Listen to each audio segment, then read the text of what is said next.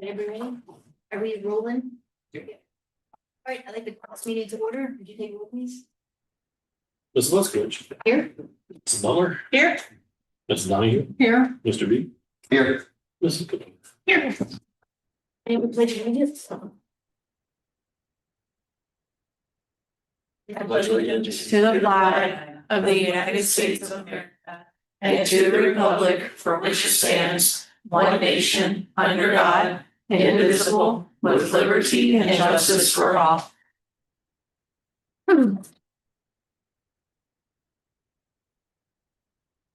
I get a motion to adopt the agenda. I had asked for some things to be removed. Yes, so we're gonna talk about that now. I didn't have time to get back to you. Okay, that's fine. I know you're Convocation day, busy. but it was, Absolutely. so I forwarded it to Jackie, board president, and forwarded it to Bob, because there are several questions on it. Which I'll get to the answers, but from the agenda standpoint, gotta decide what we're gonna do about what we're taking off, not taking off. Like we did last time. My understanding is, according to the rules, if we ask for it before it's approved, it can come off and we can discuss it. No, the only thing that you can remove an item from the consent agenda and put it on the agenda anywhere else. Anybody can do that without. For a vote. discussion, Was that? for discussion. Yeah, discussion or and then separate voting, whatever you want to call it. But if Doesn't you say want anything to about pull voting. something off the agenda after it's been posted, then you have to have a vote, just like we did before. And you need a majority rule to get it pulled. If you don't get majority rule, and it's in Robert's Rules of Order 4748. And that's what we followed before.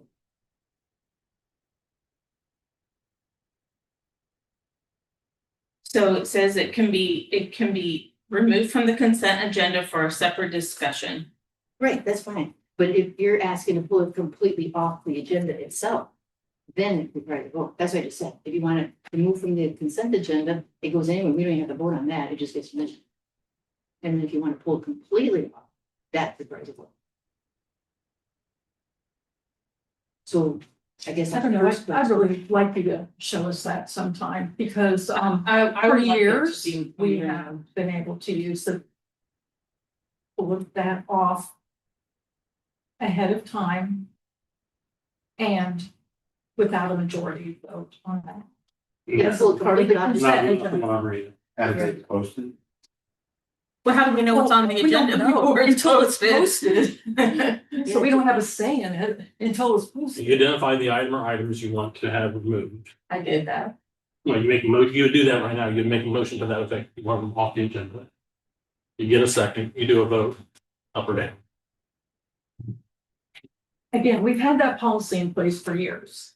We've not changed it, and we've done that multiple times over the years.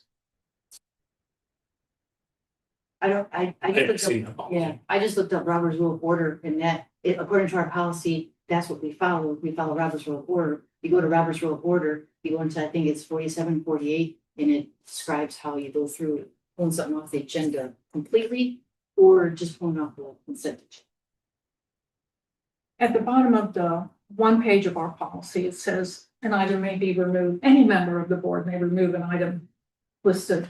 Right, consent agenda. It says if any member wishes to discuss an item, they can request that it be removed from the consent agenda. Right. The request does not require a second or separate vote.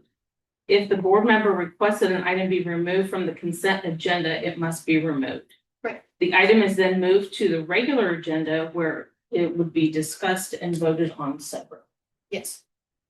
I don't disagree. That's what, That's all I'm at. In the past, we have done it. You are correct, Natalie, and it would be nice if we had some consistency because we've had inconsistencies with this policy.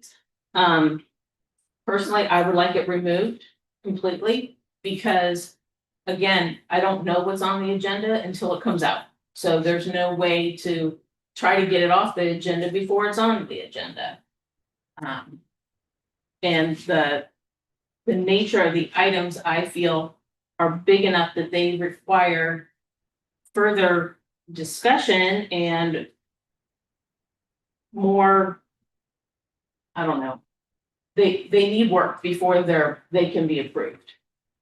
So you're just asking to have certain items removed from the consent agenda, I would like them removed altogether. then, so if you want, are there any items that you want removed from a consent? agenda? All the items are on the consent agenda. Right, but I'm asking, do you want any pulled from a consent agenda and left on to just discuss separately? Because we'll go through that first, because we just pull those without a vote. Then if there's items that you have that you want pulled from the agenda completely, then we'll go to a vote for those.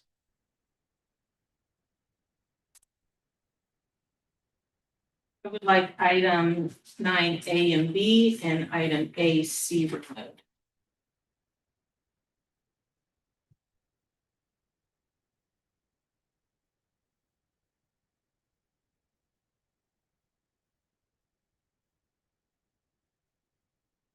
Does it end up being 9, A, B, and C? No. 8C and 9A and B. Oh, 8C. so 8C.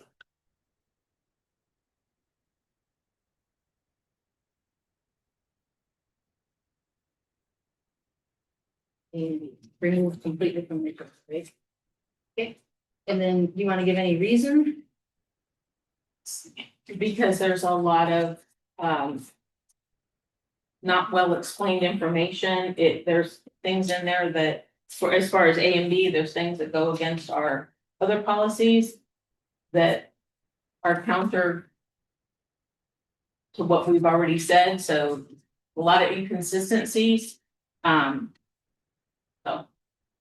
So if we pull these, then we have to meet again. Okay. To, I'm available. but before Tuesday, the school starts on Tuesday. I'm available. I don't know that either. But, is there any other discussion? Right. Give me a second. Hmm? Give me a second. Oh, is there a second to remove those? Is there a second to the motion? If there's no second, then we vote.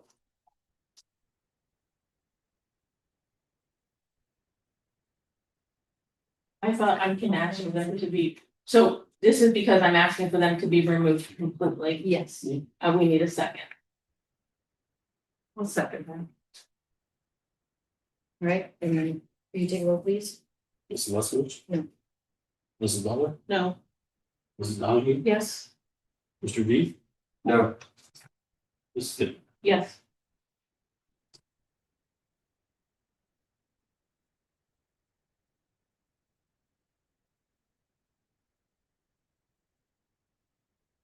Those items stay, is there, Can we at least remove them to have them voted on separately? yes. Those three you want remove 8C, 9A and B? We don't have to go, so just do it. Yes. Just do it, that's why we get there. Yeah, I gotta make a note so I don't. 8.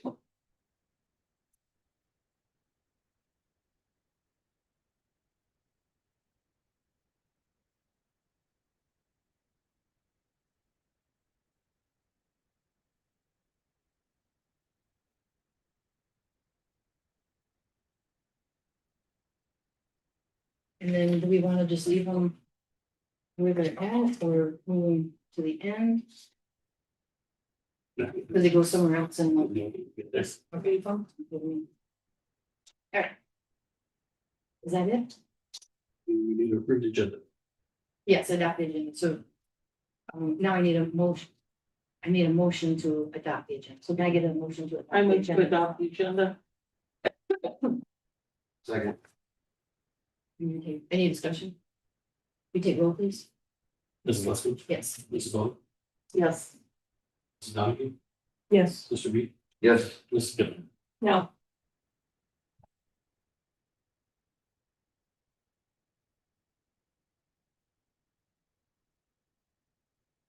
And now can I get a motion to approve the minutes for let's see, June 16th, June 30th, July 21st, August 4th. and August. I'll move. Well, second. Any discussion? You take roll, please. I had some discussion. Go ahead. So, I felt like the minutes were very lacking in information. I think we've discussed this before, so. I'm just requesting that the minutes be more reflective of actual conversations and the actual happenings of the meetings instead of the briefness that they are. Yeah, she listens to, actually, she has a document that, piece of software that converts the meeting to the text. And does that to a degree. It is gonna be motion based largely, but it seems like it's had more of that. It's, this discussion just took place here. I'm not gonna have 10 paragraphs of that discussion. There'll be just a short, brief explanation as to you wanted to remove items, what the 3 items were, the motion second and all. I don't know, yes. But yeah, and I said to my very first meeting, we're not gonna get into storybooks because we gotta be able to use these. But we've not gotten into storybooks before, and we've had a better representation of what the meetings were. So I think that there can be a balance for those. Can't we go back to the video if people want that discussion part? Yeah, so you also have the video. It's available, so. Doesn't the meeting record the business? And then if you wanted the discussion, you go back to the video? You want to mention very clean. And we've put more discussion since we first started. Well. And some of these meetings were pretty short. And of course, I can't attest to all of them. Sure. I wasn't at that. Yeah. And some of them are very cut and dry. Yeah. I'm just saying that there were times when there was more of a in-depth discussion about something, and that really is not captured. It as well as what I would like it to be, and same with kind of like the hearing of the public. Yeah, usually we get more than people are talking about various topics and have various comments. When the community members take the time to speak, it'd be more informative to have some information on, what their concerns were, what they brought up. Yeah, we can ask her to put more of that in there if that's what the board's going to do. Well, yes. We had been doing we were pretty detailed. So I'd like to pick that back up again, please, for future reference.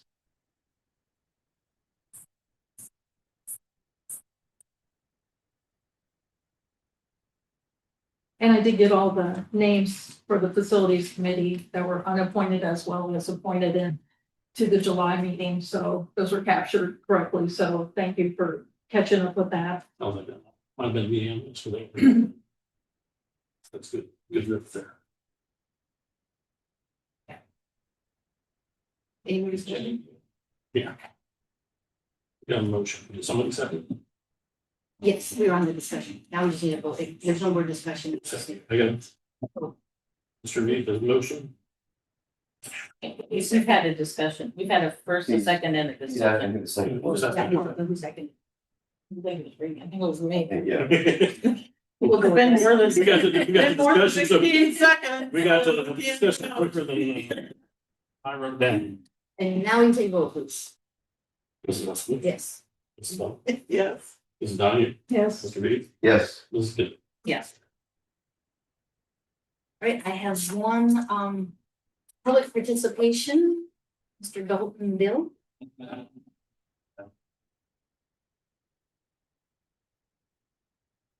Somebody's cell phone, I think, is too close to the microphone.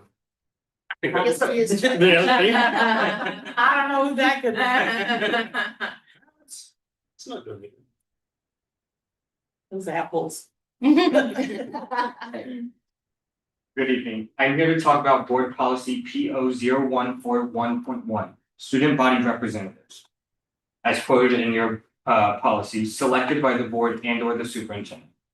I was wondering why we don't have these, since most, if not all, the decisions I've seen being made directly affect the student body. I think students want and need this representation in school. This also helps students stay engaged in politics. If we want to have better political leaders in the future, it starts here at the school. The bylaw states the board may have 2 to 5 non-voting representatives from the high school student body selected by the board and or the superintendent.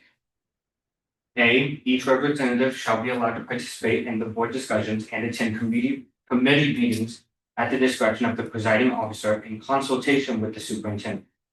B, the superintendent shall arrange for a place on the agenda at which time the student body representatives shall provide the board with items of concern and or interest to the student body. C, the superintendent shall approve any such items to be presented to the board. As our district mission statement states, the mission of Bethel Local Schools is to educate with excellence, inspiring each student to become a responsible, contributing citizen in local and world communities. Again, thanks for all the hard work you guys do for the district. Thank you. Thank you. Thank you for coming today. Good idea. Mhm. Did you email me? Okay, you were, you're the one who emailed me, right? Yeah. Yeah, okay. It's a good idea. I think it's a good idea. I just haven't got back to you yet. You're fine. Okay, it's good. A little bit. And in the past, we have had some students, but they've been seniors and then graduate, and then sometimes that doesn't roll over into the next year, so it'd be great to start that back up again. Well, I think it's a good idea. Like I said, he had emailed me. A little bit ago, and I was like, that makes sense. Yeah. We've done that before. That's good. And appreciate you coming tonight too, and bringing Yeah. that. Bringing it. I'll get back to you. Have your people get with his people. Yeah. All right, so now that leads us into board presentation. So the first one would be the showcase. So if you wouldn't mind putting that up there. And then you guys all have handouts too as well. So the purpose of this is to showcase the superintendent's exceptional leadership. He's been instrumental in preparing and guiding the district during upcoming rapid growth and expansion. That's one point. And then the next point is to highlight the 24-25 school year progress and achievements. And as a result of those, it was under the board's direction and Superintendent Nutter's leadership. So there's a lot of really, really good things going on happening in our school district, but it's really difficult to truly capture those from one board meeting to the next, or stuff that goes on behind the scenes and stuff like that. So I was hoping that this would really capture all the big wins that we've had this year. And there's been a lot, and focus on that, and then prepare us to walk into next year and then continue this pace. And also, this is also another opportunity for the board to update its constituents on how we represented them over this past year. So the three of us had ran together, myself, Reagan, and Andy, and there was a lot of concern out in the community about different things like reduced class sizes, increase student safety and facility security, help struggling students, improve the IEP and 504 process and support, retain our teachers, be transparent, be fiscally responsible, and hold staff and students accountable. Those were a lot of the big ones that we heard consistently over and over again. And so the school board and the superintendent have worked really hard to ensure that these concerns were either fixed or greatly improved over the year. And so I think that you'll also agree at the end of this, you can see how we've hit on a lot of those. And if anything, at least we're going in the right direction. We haven't fixed everything, but we are doing the best we can with what we have, and continue to keep that student focus. Next slide, please. I thought this was a good analogy explaining the board's role versus the superintendent's role and how this all works. Basically, if you look at it, the board itself defines the vision. We're the ones that set the governance. We're the ones that say how we want the school to be, how we want our students to achieve, and those types of things, and what we want for our students. And then it's up to the superintendent to actually figure out how that's going to happen. So I think a really good example that just happened recently is the cell phones. So the board, as a governing factor, we made the policy to state we absolutely do not want cell phones in the classroom during normal duty hours, or normal class time, I should say. And so with that, the superintendent takes it, and then he goes back and figures out how it is that that's going to be implemented. We didn't tell him to go buy the lockers. We didn't tell him to go and talk to the principals and come up with it to be in homeroom or whatever. That was on him because that's part of the daily operations. So that's the big difference between the two of us. So, and then using the analogy of like, we're telling where we want to go, and then he's going to be our GPS to get us there. And after we get through all of this, I think that you will see that he has followed our direction. He has followed the board's direction on where we want to go, and he's helping us get there. And we've made huge strides from last year at this time to this year. Next slide, please. I'm a visual person, so we're gonna see a lot of, a lot of visuals, because that's how I process stuff. I just wanted to show just the organizational hierarchy from the administrative level perspective. And so you can see, I put community up there at the top because that is in all essence who we report to. We are the representation of the community. What the community conveys to us, what they want for their kids, and how they want it to, what they're gonna be trained on, or what they see for a future, their vision for the school. All those things come from the community first, and then it comes down to the BOE, because they'll go through an election process and elect the members, as we were elected, to represent their values and what they want to see in the school. So that's what we put them in. Then it goes down to the BOE and the Board of Education, and then from there, the superintendent and the treasurer report to the board. Those are the two positions that this board actually hires. I didn't elaborate on the treasurer because we're not here to talk about the treasurer, although we do appreciate all the work that they do, and they're doing a fantastic job. But we're showcasing the superintendent tonight, and then under the superintendent, he's got all of the directors and the principals. And then within those directors, then they also have sections that report to them. And then that just goes down through the whole hierarchy of the whole school. But we're gonna come back to this later, but right now that just gives us a visual of how the organization is set up. Next slide, please. So I had mentioned the first purpose of this was to showcase the leadership that Mr. Nutter has shown. And I felt it's important for both the board and the community to understand the value he brings to our district. So a lot of times, we don't get to see everything, we don't get to hear everything. We're not always sitting in the school, understanding what's going on and those types of things. So when we hired Mr. Nutter as our superintendent, we didn't just hire a superintendent, we hired a lot more. We hired someone with extensive networking capabilities. He's a sought after consultant, an exceptional leader, not to mention his work ethic, hard work, and determination is stellar.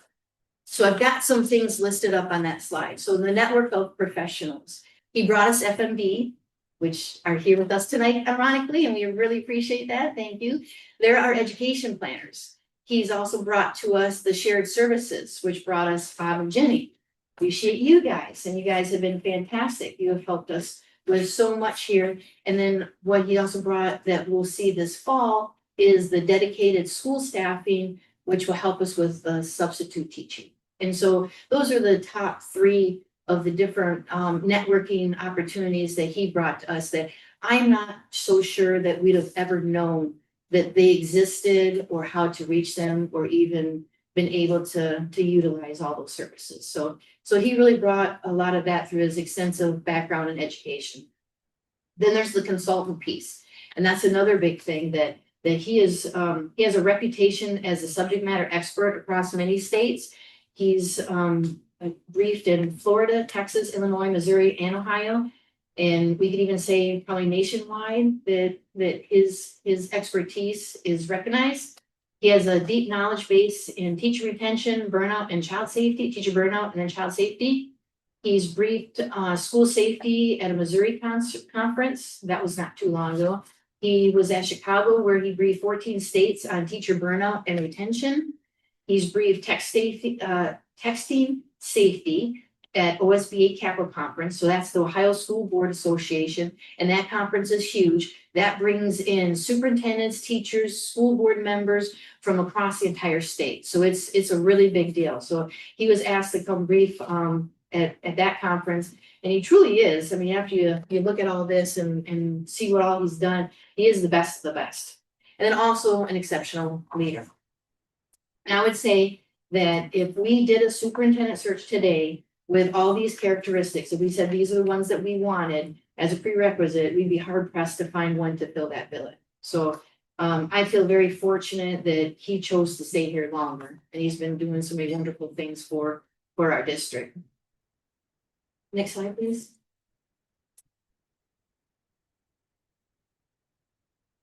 I can honestly say in the 30 years I spent both in the military and the civilian workforce, that Mike is one of the best workers and leaders I've ever worked with, bar none.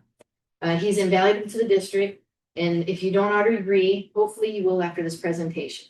But I don't want this to be all about my opinion, because without data, it's just an opinion, right? So, we need facts, and so I reached out to some folks on the staff and asked for their input.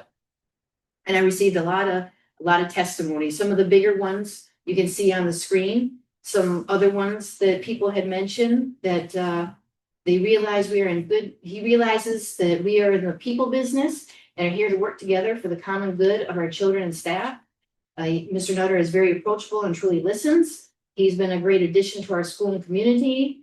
He means what he says and he does what he says. He listens to our concerns when possible, then he acts. He's always had time to listen to any concerns we had and would do his best to try to assist in easing our concerns. And then they also gave a lot of examples, and one person even said their biggest win for him was his presence in the building. And I think that we were already aware of that we know that he is out and about, and everybody knows him and he knows everybody and who's in here and stuff. But there was one incident that somebody had witnessed where there was a kid that was just in tears due to some anxiety, and he was able to calm the child down, and he was able to get him to his class and get everything going again and everything. But that was because he was in his presence. And so that person had appreciated seeing him building those relationships and being a true example of a servant leader.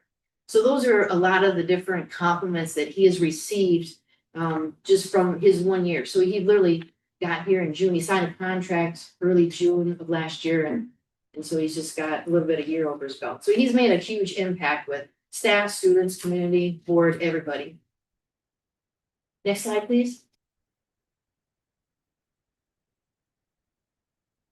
We just talked about this one in our last meeting, right? This purchase property. The impact of that was it created the 6 new classrooms in the old elementary, and that was huge because we were running out of classroom space. And the board considers this property as an investment, and it kept our students out of trailers. That was a big thing. We've been in trailers twice now already since I've just been in the district, and both times nobody wanted them. First, they were out front, and then that was a huge security concern. We moved them out back, still a security concern, but it was a little bit more minimized. And so by purchasing this property, we were able to avoid that. And this is something that he sought after. He was a problem solver, trying to figure out where is everybody going to go, and moving out of his offices and the executive secretary's office to create more space for the students, because it's all about the students and it's student centered. And now, if you're unaware that that's his office back there, right there in that corner is his, and right there is Shelley's. So, and he'll probably be there for 2 months. And then he's gone to Arion, is that how you say that? Aileron. And they've offered up for free to allow him to use the space over there, so he can bring some of the staff members if they need to get away and they don't have, kids messing with your stuff and everything over here, or people listen to the conversations or whatever goes on. But we'll have more privacy. But he's willing to be that flexible because he had to get out of his office in order to make room for the students, so they could have a classroom and the teachers could set their classroom up and be ready to start on day 1. And so this property purchase was a little bit longer because everything we do is a slow process. It takes a long time to get from point A to point B, but we're getting there. But and then it also avoided a lot of lease costs to rent property for admin space. We had looked at Connex boxes, we had looked at other homes as rentals, office space, construction trailers, you name it, where RVs even, and this just happened. It was almost like a sign. It just happened to work out quite nicely. And you can see the sunk cost that we avoided by doing this. It could have cost us anywhere between $500,000 and nearly $1 million had we had to go with the trailer route. And then that would just been a sunk cost, and we wouldn't have had anything to show for it. So a good example of really trying to be conservative with our money. And then he was able, because of that property purchase, he was able to reorganize grade structure. So now we have a 5th and 6th graders in the intermediate school. And then that relocated the kids and staff, about 150 of them, from over in the brand new elementary building, brought them over here. And now we are all prepared for expansion when it starts hitting the streets. So if we have another spurt this year and all of a sudden we need another kindergarten class, we're already ready and all set to go. We won't have to worry about, oh my gosh, well, you know, what broom closet are we gonna renovate now to put these kids in? And I mean, I say it as a joke, but we really did renovate broom closets to put kids in there in the past. And so that's alleviated that issue. We're already set for expansion. So he's really paved the way to continue this, where we're gonna start preparing ourselves for the CT2. Next slide, please. And the other thing I mentioned about is reducing class sizes. So we're looking at probably going from around 35 students down to 23. And from what I understand, 23 is a nice level. 23 is a good number according to some of the teachers I had heard from. I know my son did better in smaller classes like this as well. When he was in like ELA and stuff, that he really appreciated smaller class size. So I think that's going to be huge. And that was a big achievement. Another big one was the double bus routes, where we were actually going back and forth twice a day to go pick up kids and bring them to school and take them home. So we had 190 kids, and they would arrive about 45 minutes early, and then they have to stay here and anywhere between 45 minutes and an hour before they could get home. And so, especially for the little kids, the bigger kids, not so bad. Bring a snack and do your homework, I suppose, is probably what happened. But for the younger kids, it was a lot. And then it was a lot with childcare. It was a lot with the parent stress. It was just a lot. So I do know that we had asked Mr. Nutter to help us with that, and he really hard charged that one.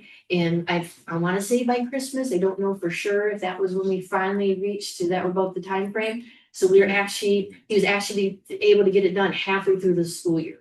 So that was another big achievement. Next slide, please. So Mr. Nutter recognized a need to create and or fill positions for both efficiency and effectiveness. And he looked internally first and to see what we could possibly reposition. Well, and he looked from within our school, and wanted to do that before ever opening it up to the job market, the public sector, the job force outside of here. Wanted to keep it inside the schoolhouse first. And thankfully, he was able to fill all 6 positions with the Bethel staff.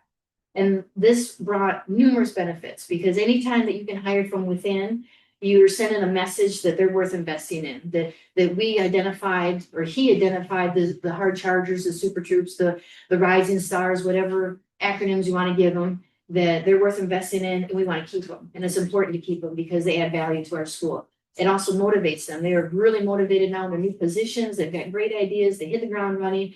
It helps avoid the complacency. It shows we have trust in their abilities and believe in them.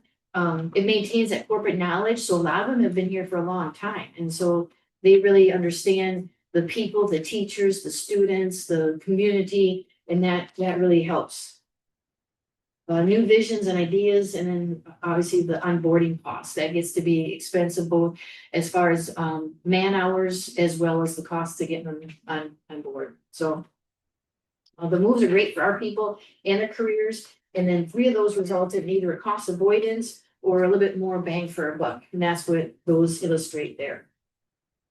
So we were thankful that we were able to keep all those folks and get them in the right positions. Next slide, please.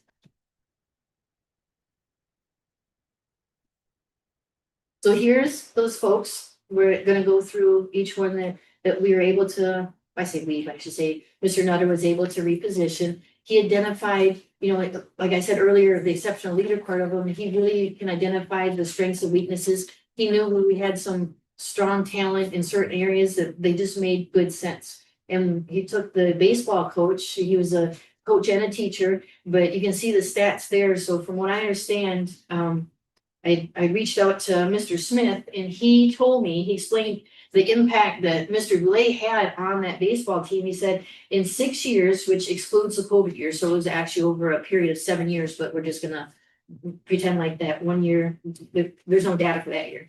The team went from the Bad News Bears to winning 3 conference titles in a row. Their total record of 38-4 in conference play over 3 years. So he made a a huge change to our whole baseball team. And now he's walking into the athletic director position. So I think that's looking like an excellent fit. And then our athletic director is moving on to become the director of operations. So Mr. Smith has been instrumental with expanding our sports programs. His leadership was obvious when we brought on the wrestling and the bowling teams, and he's expanded opportunities for all our student athletes. So he did a lot and showed a lot of leadership in that position. And now he's really going to have an opportunity to lead, taking on his new position as the director of operations. Then we have some newer folks so these guys have been in our school district for a while. Next slide, please. These folks are newer, but within the first year that they were here, they made a huge impression on Mr. Nutter, and he had found areas for them to excel as well. As far as Mr. Walker, I've heard teachers say that they love him. The staff really appreciates him. He's been able to do a lot over in the elementary building. Whenever they needed any kind of help, he was there. So he made a lasting impression, and I've heard that they were sad when not sad for his promotion, just sad that he's leaving that building. So they really had so that's big. I mean, you're only here a year and you made that kind of impression. So those are the people that we want to keep, and we're thankful that he wanted to move up and accept the new challenge and more responsibility in a higher leadership position. And then just like Mr. Mark Thaler, he also, he has a great background in education. I think this morning he said he thought 24 years maybe, and jury still out. He thinks it's funny. Yeah, he had to wait until his I'm with him, retirement letter comes after up. 30. I think it's 34 for me. He's 24. So he's got a lot of experience under as well. But a big takeaway here is the cost avoidance that we're going to get out of this, because he's also going to take over the curriculum now. And what we used to pay the ESC curriculum director to do is now going to be on his plate as a responsibility. So there's another cost avoidance of $80,000, where again, we're trying to be very, very conscientious about the money we spend and only spend it where it's needed, and spend it for the right reasons. Also, Mr. Nutter had explained that he has a drive to push the needle. So that's what we're going to need in that new position that he's taken over. Next slide, please. It's going to be really exciting to watch Mr. Sauter assume responsibility for his own building. He made a really good impression. I think he's been here 2 years, I want to say. I think he's going into his 3rd year. And he really made a great impression on both the staff and the students. They all just seemed to love him, love what he did as an assistant principal, but he wanted to also advance in his career, and he wanted to take this opportunity. Mr. Nutter offered it to him because of the leadership that he had shown and what he had done as an assistant principal. So we're excited to see what he's going to do with our 5th and 6th graders. And especially, it's not just going to middle school, but it's a whole new concept. It's a whole new school that we set up just this year. So it's going to be fun for him, I think. And then having Mrs. Campbell in her new position is really going to benefit the students. This one is huge too. Another cost avoidance. We won't have that ESC testing coordinator. That was another $42,000. So we're almost up to $100,000 in the last 2 pages. And she's going to be our test data person, and then help teachers apply all the applicable teaching strategies. And then she's going to work for Mr. Mark Thaler, because since he's with the curriculum, he's going to oversee curriculum and be that curriculum director role. Then she's going to be able to look at the data and then work with him to say, okay, well, the curriculum needs to be adjusted, or we need to look at our teaching methods, or whatever the case may be. And if I'm wrong on this, just slip me. It's, yeah, like I said, we didn't want that position from DSC, obviously. Mhm. Committee's gonna fill that with, testing coordinator data, with the alignment, curriculum control with Heather Sage. We used to be a state support team, she was at DSC. She was put the fun plan together that I brought to you guys a while back, so. So it's gonna be great. And again, still keeping our own. So it's fantastic. I think that's gonna be a great position for her, and I think she's gonna do well also. Next slide, please. So I said we come back to this, or if I didn't, I told you we're gonna come back to this. And so it's now I wanted to highlight what these two positions are actually bringing, the Director of Operations and the Director of Student Services. So Director of Operations is now Mr. Smith, Damon Smith, and he's going to oversee and supervise transportation, food service, nursing, roads and grounds, and facility maintenance. And then we've got Eric, Mr. Mark Taylor, and as Director of Student Services, he's got ELL, ISS, curriculum, special ed, and that also includes the gifted and talented kids, and then the credit recovery. So the big impact here and the takeaway from this one is these two positions are eliminating approximately 20 people who in the past had directly reported to the superintendent. And when I say directly reported, I don't just mean for feedback and appraisals. I mean, for day-to-day operations, something happened, what do I do? Something happened, I need to tell you about this, I need to back brief you on this, I need help with this, or whatever those phone calls were, whatever those visits were. There was 20 people approximately that were coming to him. And so this streamlined that whole process and made it much more efficient and effective, where instead of 20 people coming to the superintendent, we have 2. Those 2 in particular, because those are the ones I'm talking about. And then the other people obviously report to him as well. And so it's really going to streamline it. And then they're going to lead those people and bring all that information to Mr. Nutter just by one person and not 20. So that's what I want to highlight here, that another benefit to having those 2 positions added to our hierarchy. The Director of Ops was a brand new position. Director of Student Services, we kind of had it in the past, but it wasn't full blown. I think it's. Yeah, well, that, like I said, that person would take over the student services piece, takes over. We don't have a curriculum director. Like when I got here, the lady from the SC had resigned, and then special ed director, he resigned. So it was like, we didn't have any of this folks, so we got through it last year, but yeah, those were here at one point. So Combined. And then, so then when you hear that we had 20 extra people going to him all the time, now he can remain focused on his primary duties and lead the district through major planning phases, because we have our strat plan that he's going to help us develop. We've got a master facility plan, which we've got FMD also here to help us in conjunction with Mr. Nutter and the board, and construction, all those things. And it's going to be more effective and efficient use of our money. So those are all, at the end of the day, these positions directly impact student success and achievement, and that is again why we're here. Next slide, please.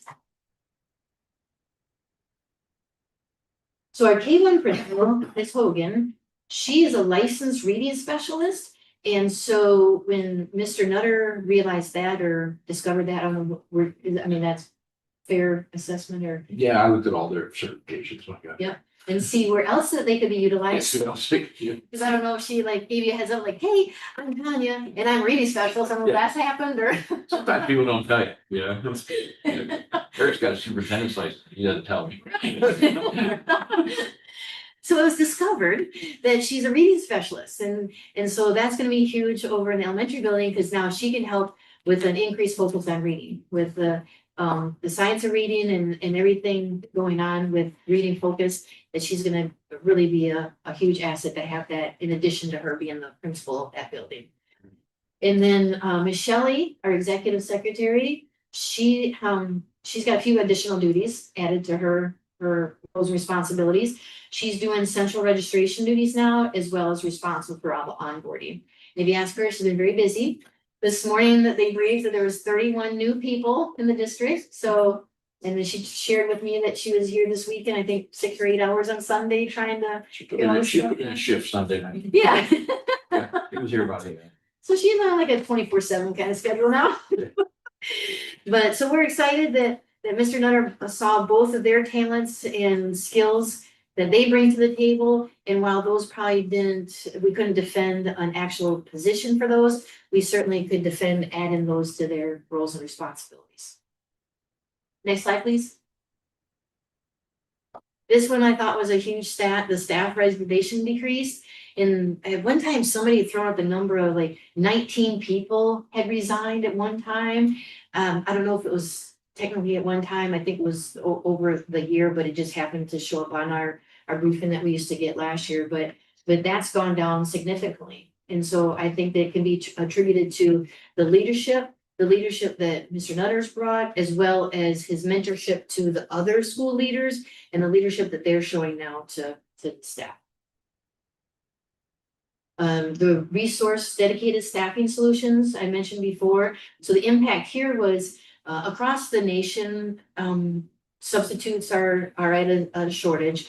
But we are really having a hard time, and the ESC couldn't support the shortages and couldn't support our needs. We had teachers had a sub during their planning period. We had teachers who had to split up 5 classes. I know some teachers had mentioned sometimes that they have to bring another class into their room and they'd have 2 classes at the same time. I mean, it was getting to be a real mess. And especially if you can imagine all that disruption for like the little kiddos, the elementary, but it was going on in middle school and high school as well. So by bringing on this company, they should be supplying us a substitute every time we need one and strictly focus on that class. And it'll be less disruption in the classroom, which in turn means more student learning, and it's all about the students. And then he had established the middle school labor management committee, and they were helping solve issues and improve building climate and some other problems, but huge success because now they're going to implement it in all the buildings. It'll be seen in both elementary and high school this year. So goes to that one. Next slide, please.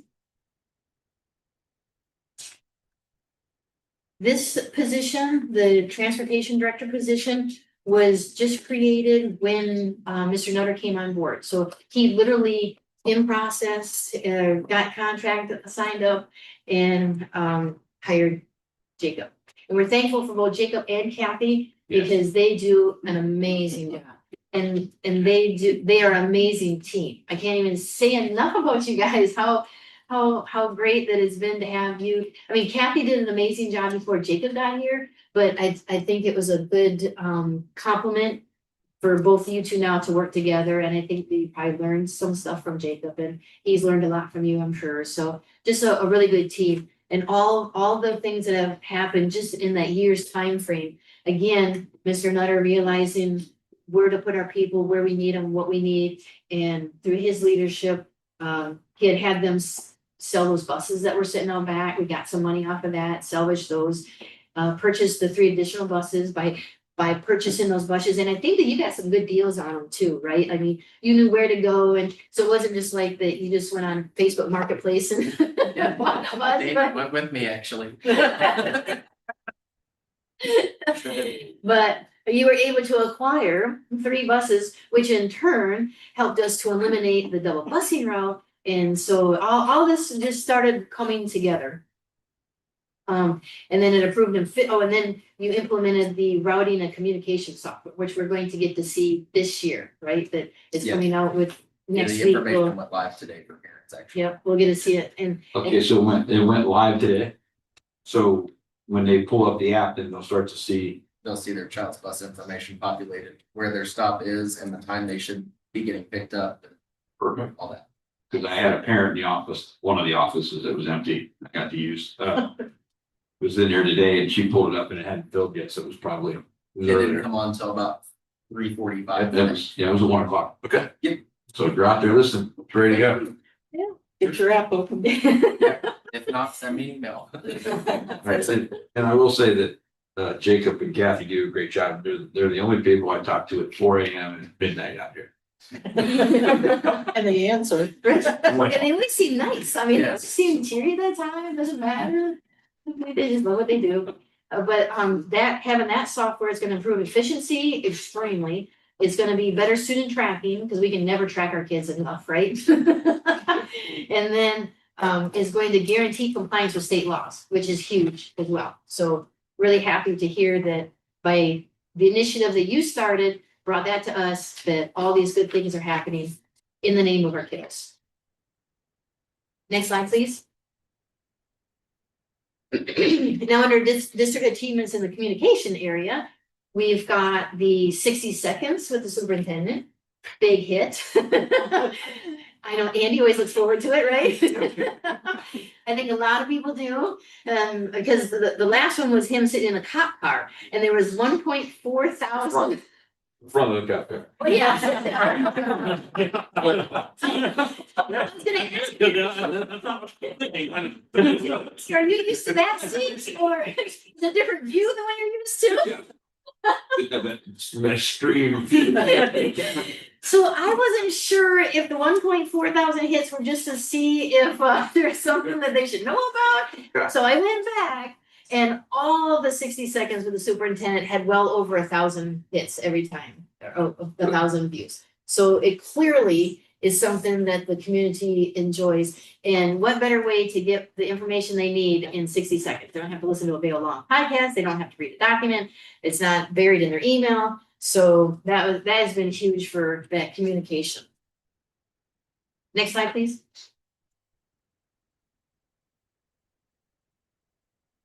Again, still on the communication block, we had transitioned to this single teacher parent communication platform called Apogee. And now when the kid starts kindergarten, the parents learn one platform for communication, how to talk to the teacher and the parent, and then it'll be the same platform if they're a senior. Yeah, the goal was, because like every time Jason, you can, that's probably attested, every time they switch the building, the platforms change, and the parents are like, we just learned that, now I gotta learn a new one.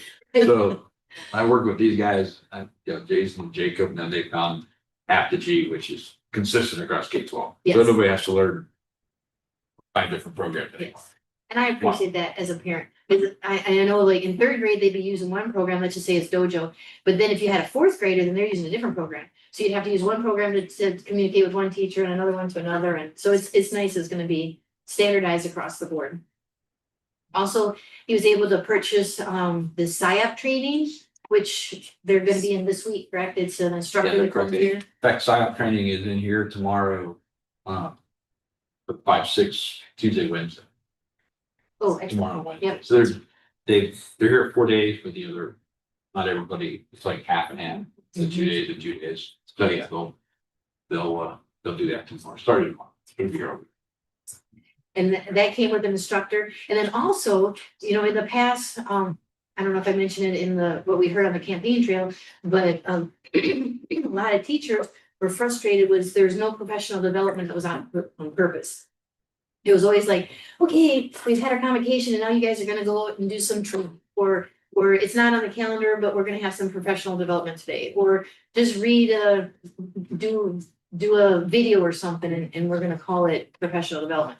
This was actually planned and purposely put on the calendar to provide some professional development for our teachers. Yeah, and on the PD side, we are trying to this year try to do I do believe that professional development should be done in the classroom like throughout the year, ongoing.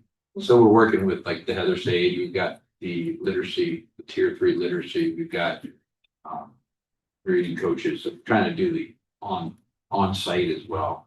So you just don't check the box and forget about it, just do it throughout the year. And then Mr. Nutter had implemented the student recognition during the board meetings, which was nice too. It could be individually, sometimes it's been teams. It just gets an opportunity for even us to recognize what's going on. We know we got a lot of super kids doing a lot of super things. We see some of it on Facebook, we don't catch it all. So it's really nice even to put a face with the name of the kids that are doing great things in our school. They should be back next one. Awesome. And next slide, please.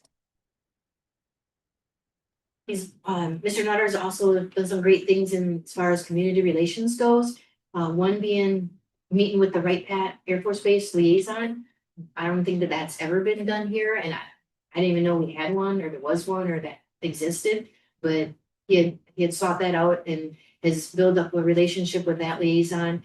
Our student body is about 25% comes from the military, comes from that. So we have a big footprint here with a lot of military kids. And so by him talking to the liaison, because sometimes the military kids bring different stressors with them that other kid wouldn't. Our military kids have sometimes both parents deployed and they're living with grandma, or they're living, with somebody else, or they have a one parent deployed, but it's in a dangerous area or something like that. So they do have a lot of different things going on that a typical kid wouldn't, that isn't associated with the military. So this is fantastic that that liaison can help us with that, and funding. If there's resources that we can get to the whole school, or resources we can get to our military kids, it's wonderful. So really appreciate that. And then he implemented that 2-year school calendar, which is, people have been asking for a long time. The board's been asking for it, parents have been asking for it. I think the teachers wanted it as well, the 2 years. The big thing this year was that they didn't have to give up fair, that everybody got to enjoy fair and got that out of the way. And so he had taken that in consideration, just like going back to those comments that I had read earlier, that if there's a problem, he'll listen and he'll do what he can to act on it. And he acted on it. It was something that he could fix, and so he did. So we're thankful for that. Next slide, please. More student opportunities. I think the switch in the sports conference that had come up in the past in some of our meetings is going to be huge. Right now, it's really difficult. I know as far as the football team goes for the freshmen, the JV, it's really hard for them to get a football schedule. Sometimes on Friday night, Saturday morning, they still don't know if they're going to play. It just depends on if they got to play on Friday night. And so this is going to allow them to actually know that on their Saturday schedule, they're going to play all these different teams and they're going to have a game, and they don't have to do all that filling and stuff like that. So it'll give them an opportunity to compete. It'll open up the list of other schools that have these sports. So a lot of schools might not have swimming, a lot of schools might not have bowling, those types of things. This is going to open up that for those as well. So it's going to be huge for our kids. He also implemented lodging. This is something that probably happened behind the scene that wasn't really well advertised, but that's why I really wanted to get a lot of this stuff out, because a lot of stuff does happen that we don't know about. But for tournaments, I think it came up last year for wrestling. So they had a long drive to go to a wrestling tournament, and instead of making those guys, they always have to do a weigh-in. So they have to weigh in pretty much when they get there in the morning, so they can figure out what class they're wrestling in and stuff. And so, and those are early mornings. So in order to make it to the tournaments by 6, they'd have to leave here extremely early, whatever the case may be. So he had implemented a lodging authorization. So he'll allow lodging for the team to go and spend the night by the tournament area. And then that way they can get up fresh in the morning. They can go do their weigh-ins or whatever they need to do. And they'll be all set for their tournament to be as competitive as they could be. And then he'd also mentioned in the past that we've got these new STEM classes coming and ag classes. And we're hoping that ag will bring in an FFA chapter. These 2 classes are satellites that came from the CTC. So I don't think that we're really quite 100% sure yet how that might play out, but. Yeah, we're on the waiting list, because you have to go a year in advance, so. Right, okay. I met with the superintendent, CTC, last school year, and got us on the wait list for 26. Said it should be not a problem. Excellent.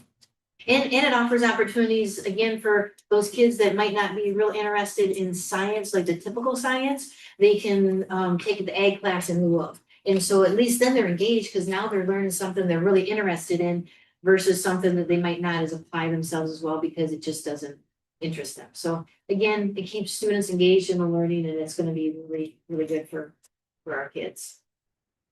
Next slide, please. Then we hit, there you go. It's been a busy year, but it's been an exciting year. Absolutely. I was amazed at all the achievements in just a short amount of time. Really excited for more good things to come this next school year. And now at this point, I'd like to offer the other board members a chance to comment. If there's any specific achievements that you guys are proud of, any comments for the superintendent, any comments in general, just anything, whatever you guys want. So I would just like to say that I certainly appreciate your tenacity, Mr. Nutter. You are not afraid to take on something new, not afraid to address issues head on. I appreciate that in a no nonsense way. I love that. That's how I do things. And plan for the future at the same time. So I think those things are important.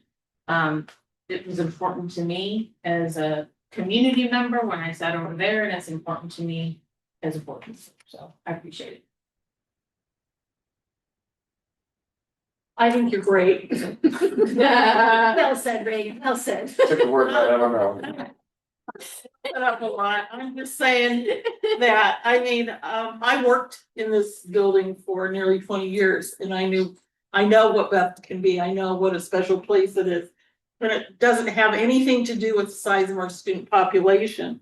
It has to do with the relationships that we develop one with another and how we support one another and how we cheer each other on. And I think that Mike has really led a great cultural change in a good way for our district. And it's a long time coming. And I am so excited about increasing our retention by developing opportunities for our staff to see that they can grow personally here on this campus and not have to go someplace else, that we can keep them, that they are invested in this district. And because they're invested, those relationships that matter will grow and will strengthen and will make this district an outstanding district. We are a good district, but we will continue to grow. We have high expectations. We have expectations that all our students can meet those expectations, that our staff is cared for and have opportunities to grow and develop and be heard. And I'm just really grateful that under his direction, those things are taking off because this district deserves it. And, you know, hey, fly from the high. Thank you.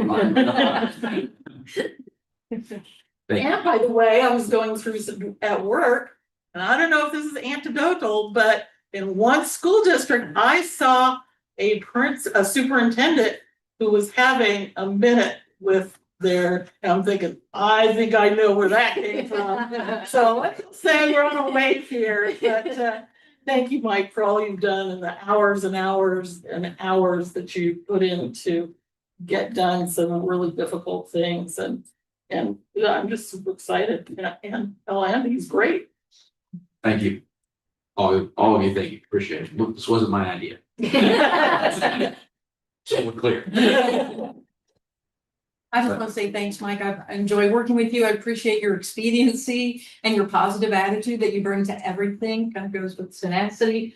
But no matter what it is, you just figure it out. And like you always say, it'll be fine. And it usually is. You make sure that it ends up that way. So thank you for all your hard work.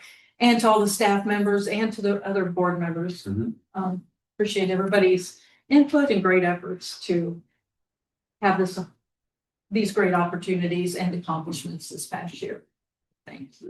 We couldn't ask for a better superintendent right now. It's Thanks. been incredible. Looking forward to another 6 years. And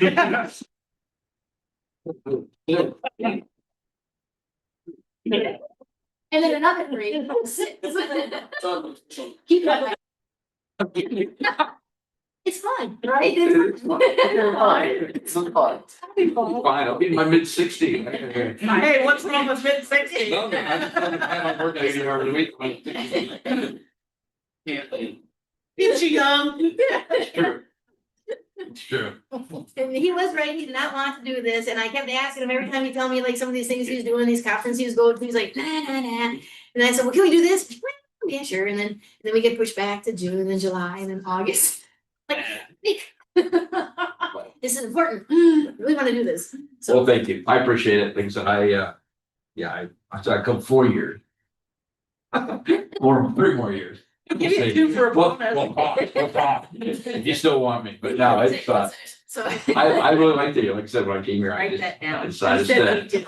So I've enjoyed it. I enjoy working with all of you. I enjoy the community. I like the kids. So it's a good place. So appreciate it. Last slide, exactly. We have to end on gratitude, which we're very grateful for you. Undoubtedly, the superintendents and school boards play a pivotal role in the success of any school district. And I think that we've learned that this year, that it is absolutely a team effort. It's not just us and type of thing. And as both a parent and a board member, I'm grateful for all your dedication to our district. What a lot of people don't realize is that you arrive early and stay late. You have been seen at sporting events, musicals, and other student activities, and you live in Columbus, and you're still here and still engaged. You take vacation days to work at home. You, every decision you make or recommendation that you bring to the board is student-centered. It always is all about the kids and what's best for the kids. You're engaged in the local community and establish relationships with local leaders, and you have actually been a true blessing for our students, staff, and community. So I thank you, the board members, everybody for a fast-paced, productive year. And so in closing, Mr. Nutter is the right person to lead us into the upcoming growth and expansion. And the Board of Education and Mr. Nutter have many achievements to celebrate. So, thank you. Appreciate it.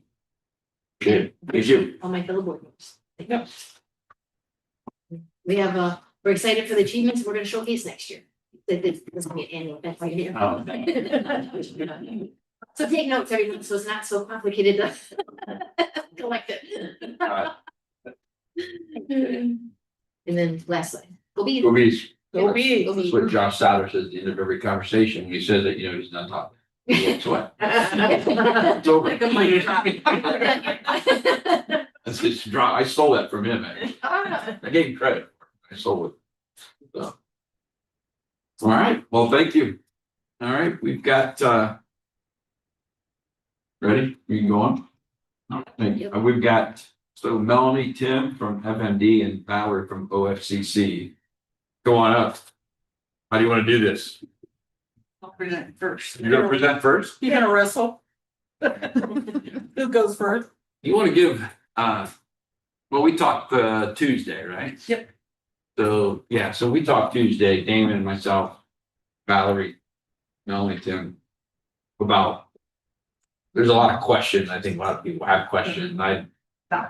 Valerie, yeah, so not being here, the history of when the elementary was built and the L project and all that. So I asked some questions. I mean, I've been through building project before, but, not here. But I just wanted this to get, on the record. I wanted them to come, so I appreciate you coming, Valerie, and thanks to Tim and Melanie for setting this up. Go through this, hopefully it'll answer some questions. This gives you all an opportunity to ask questions. We talked a little bit about the funding piece. We've talked a little bit about how we get on the list, those types of things. So I'll shut up and so you can do your presentation. So good evening, I'm Valerie Montoya, I'm the now deputy chief of planning for the commission. I was here 5 or 6 years ago when the school project was starting for the elementary. I would say prior to that, I was with the commission since 2015, but not necessarily the planner for the district. So some of the stuff was anecdotal. This is the guy before me or when I was on other projects, but I'll first do a couple of slides about the commission in general for those that may not have worked with us in the past or don't know much about how we operate, what we do, and then do a couple slides on the Douglas history working with the commission for the last off and on for the last 13 years, I think. So the next slide. The OCC really started back in 1997 as the Ohio School Facilities Commission. And since that time, we've served over 420 districts, 304 completely. So there's 304 plus districts that are completely done with master planning with us and projects with us. Another 100 something that have partially completed plans or partially work with us for their master plans. And so, out of the 609 school districts, we're basically halfway. In 28 years, it's taken, I would say, a little bit longer than initially anticipated in 97, but we're still working through and continuing to work with districts on a regular basis. So, and then just some of the highlights of the commission from the last, been 10, 15 years. Back in 07, we started LEED certification, which really focused on enhancing the efficiencies of buildings and educational space with the focus on indoor air quality and daylighting and views and stuff that you'll see in the elementary, but also I think what you've done here, some of the other spaces. And introduced segmenting and designate, which allows districts to complete components of the plan. So if the district has 10 buildings, they don't want to do all 10 at once, they can do 2 over the course of 5 segments or whatever makes sense. So it's just for some of our larger districts and also even some of our smaller districts when it comes to whether it's the number of buildings or just the price tag, being able to cut up that master plan into smaller chunks.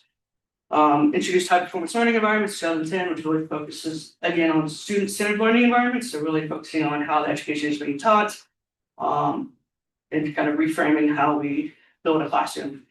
And then in 2012, the OSFC merged with State Architect's Office to become the Ohio Facilities Construction Commission, which we are still to this day. Okay. So some of the fundamentals of the process, it's really about equity amongst the K-12 districts for co-funded projects. So when it comes to when I talk or when anybody from the commission talks, we'll really talk about co-funded project, and that's the educational space.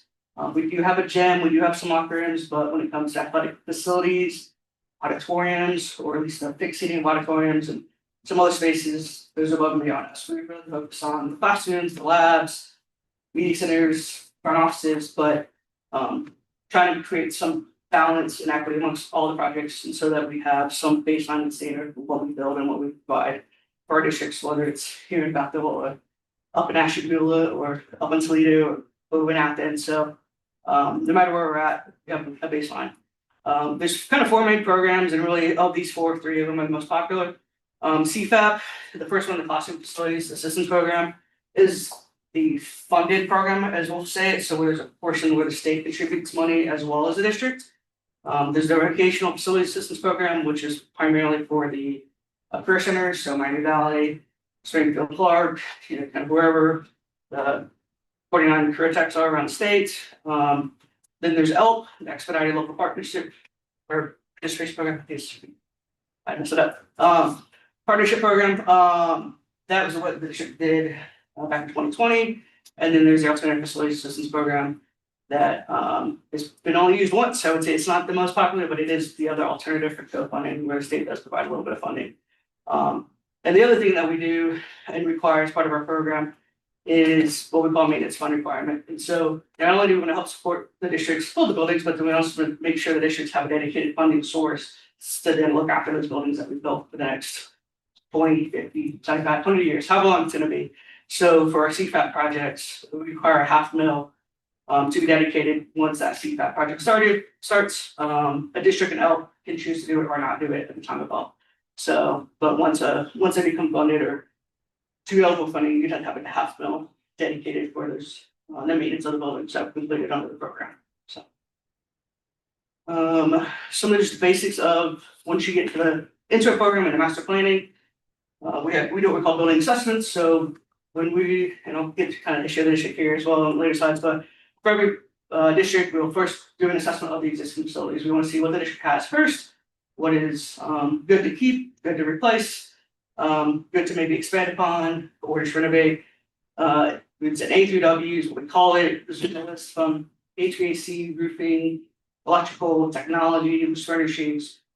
And there's a rating system, and it really just says, okay, is it good to go? So maybe obviously Brandon Elementary, if we were to set something like that, it's good to go. Does it need repair, minor updates, or does it need replaced and just full blown HVAC replacement or all the lighting replaced or whatever that component is? And that drives us to what we call the renovate replace ratio. So before we go to tear down a building, we want to see if we assess it, how good is it, what's that renovation cost compared to what it would cost to replace it. So renovation is of the existing facility. The replacement is based on that existing building square footage. So if I have a building that's 100,000 square feet, 100,000 square feet times what the cost to replace that building new would have been today. So if it's $400 a square foot, 4 million, 40 million. And then if the renovation of that is more than 2/3 the cost to just build it all new, our recommendation would be to build a new building, because by the time you get over 67% of replacement cost, 75, 85, 90%, by the end of the day, you may end up spending more on renovating it than you would have just built it new. So we have what we call our 2/3 guideline. So we say, if you're over 67% renovate replace, we'd recommend a new building. There is a way to keep, some districts that have older buildings or just buildings that are higher in that ratio, there's a way to keep it if the district wants to.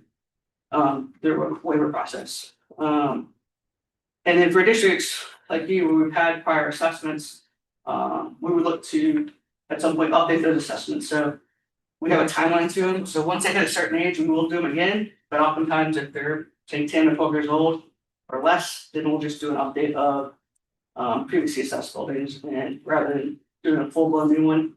But we'll look at it when the day comes to see whether or not we would do a new set of assessments for this existing building or just continue to update the old ones. Then the other major component of our master plan is what we call an enrollment projection, which you guys are familiar with. It's growing enrollment. We look at a 10-year history, and we get honestly the first 9 years of that 10-year history from ODEW. So we get the information straight from the Department of Education and Workforce, And the district would give us this current year. So say we were to do a plan or to do an enrollment projection. We'd say this fall, we take your fall count, we'd have 10 years history from OEW. And then we project out 10 years, and for a district that's growing, we'll use that 10th year of the projection, or if it's a district that's shrinking or declining, we'll use the 5th year. And a lot of it is honestly based on the cohort survival percentage, so how many kids that were born, say in the district, you made it to kindergarten to 1, 1 to 2, 2 to 3, 3 to 4, all the way up through. And we look at those ratios every year and then kind of get the average amount or take a low, medium, high, of what the ratios are over the 10-year period. We also look at birth rate, housing data, so building permits, open enrollment, community school enrollment, online schooling, charter school. So pretty much anything that's going to impact the enrollment projection is considered. Open enrollment, I will say we look at it historically. And so if you historically say had 50 open enrollment kids, we may keep that number constant, but we're not going to project an increase in open enrollment. It'll stay kind of constant because those are the choice. Not all the districts do it. And so we don't want to project an increase in something that could change just based on where the student decides to open enroll or community has it. So I know I'm going pretty fast. Any questions on these kind of first major components of assessments or projections?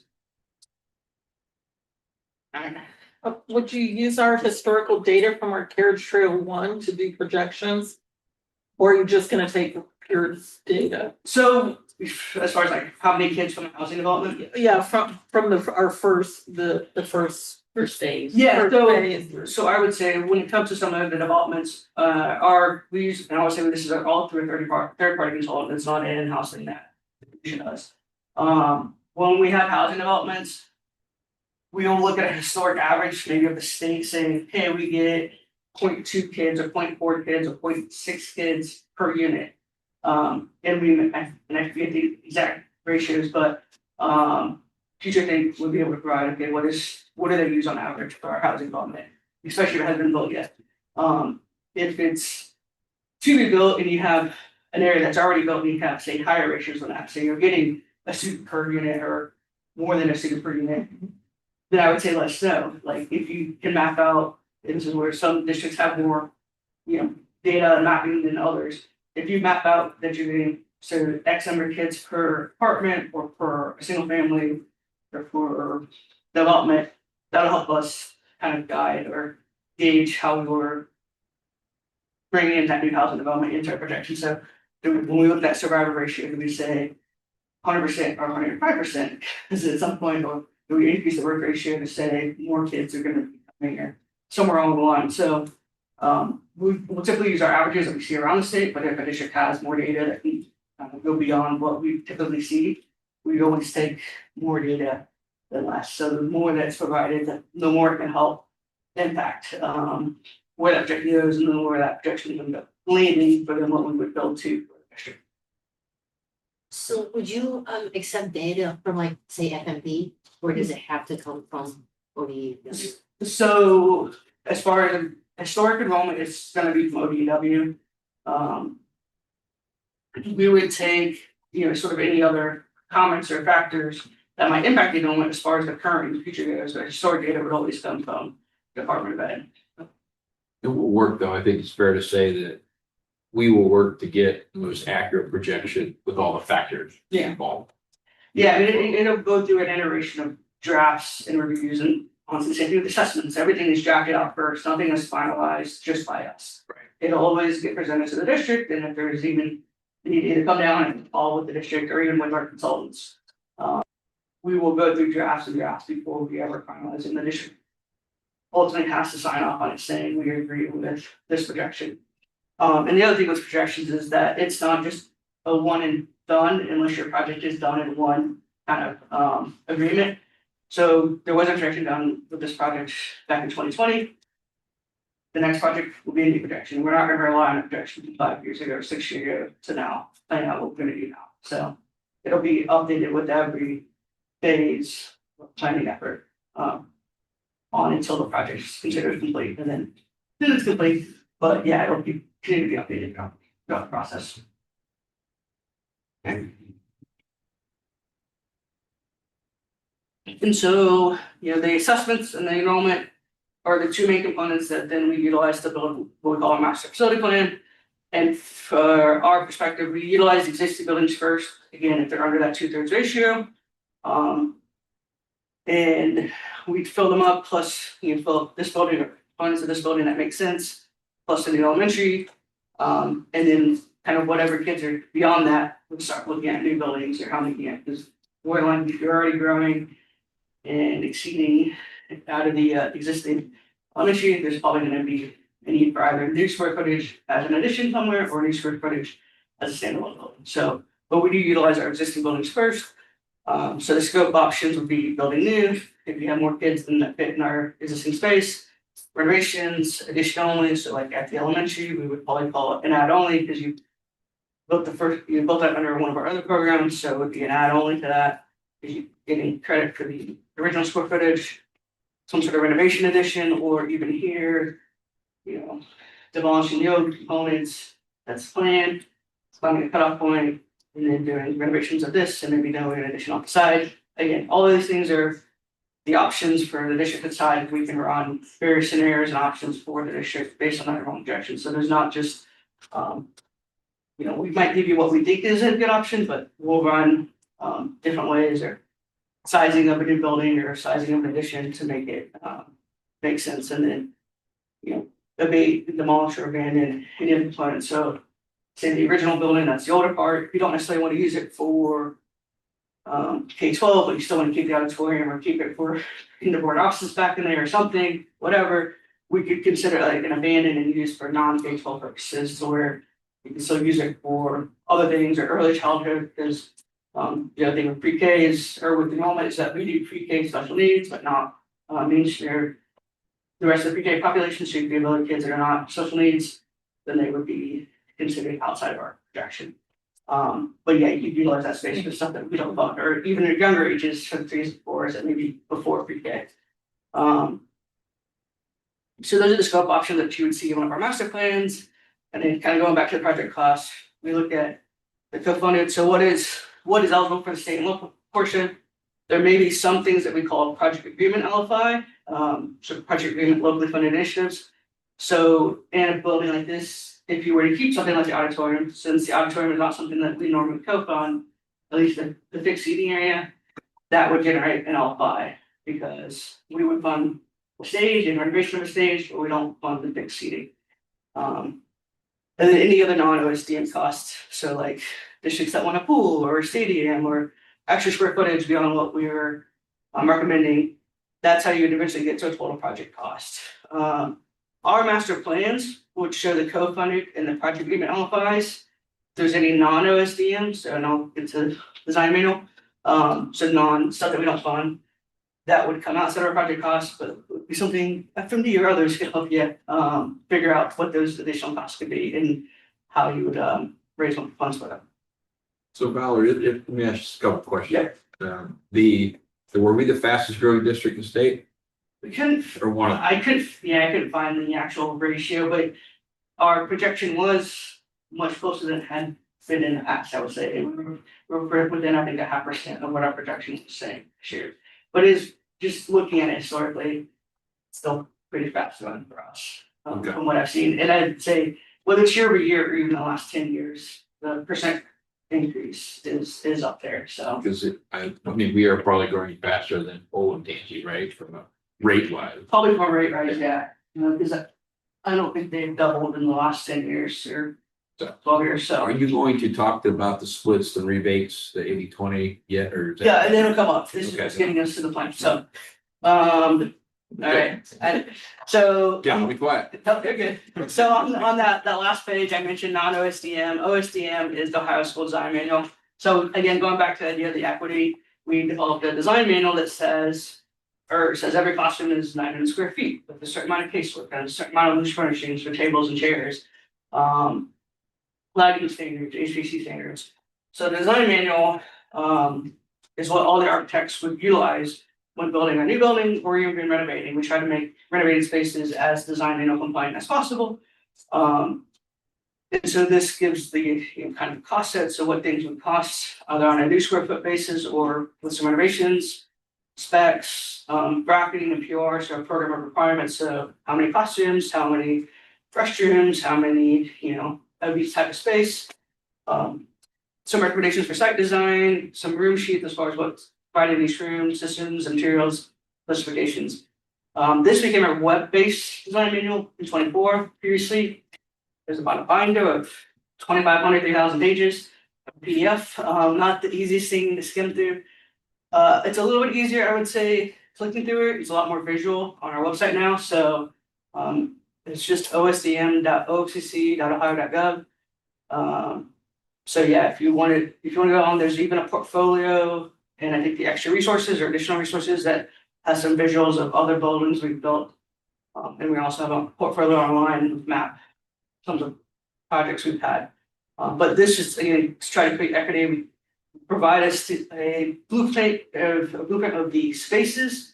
It's still up to the architect to arrange those spaces and how the district wants. So we're not saying here's your drawings, build them as this. We're saying here's all the different rooms that you should have. You can still organize them and lay them out as you want. That most makes sense for the district at the sizes that make sense. We do again have a recommendation of minimum sizes. And there is some flexibility in that, but the idea is, you still have the discretion and license to do what you want within your spaces. We're just trying to create a standard so that we're not having one school over here build a bunch of classrooms of 400 square feet, and one over here build them for 900. So we're trying to create that balance across the state by having design manuals. Okay. And this also would go through, the eligible uses of project funds and costs. So again, how do you get to that co-funding amount, which would include just your basic building construction. We do provide for the loose furnishings, the technology, infrastructure. So like the data lines, a smart board, a projector. We don't provide the personal computers. There's no money in there for personal computers or laptops, but we provide the data hookup to the Wi-Fi spots for those to connect into. Design and construction management fees, and then again the allowances to abate or demolish building if that's which makes sense. And then some non-eligible uses would be board offices, the auditoriums, and the athletic stadiums, which are kind of the three most common things that are asked about. So that's we say that often so that people are just aware that we don't pay for those.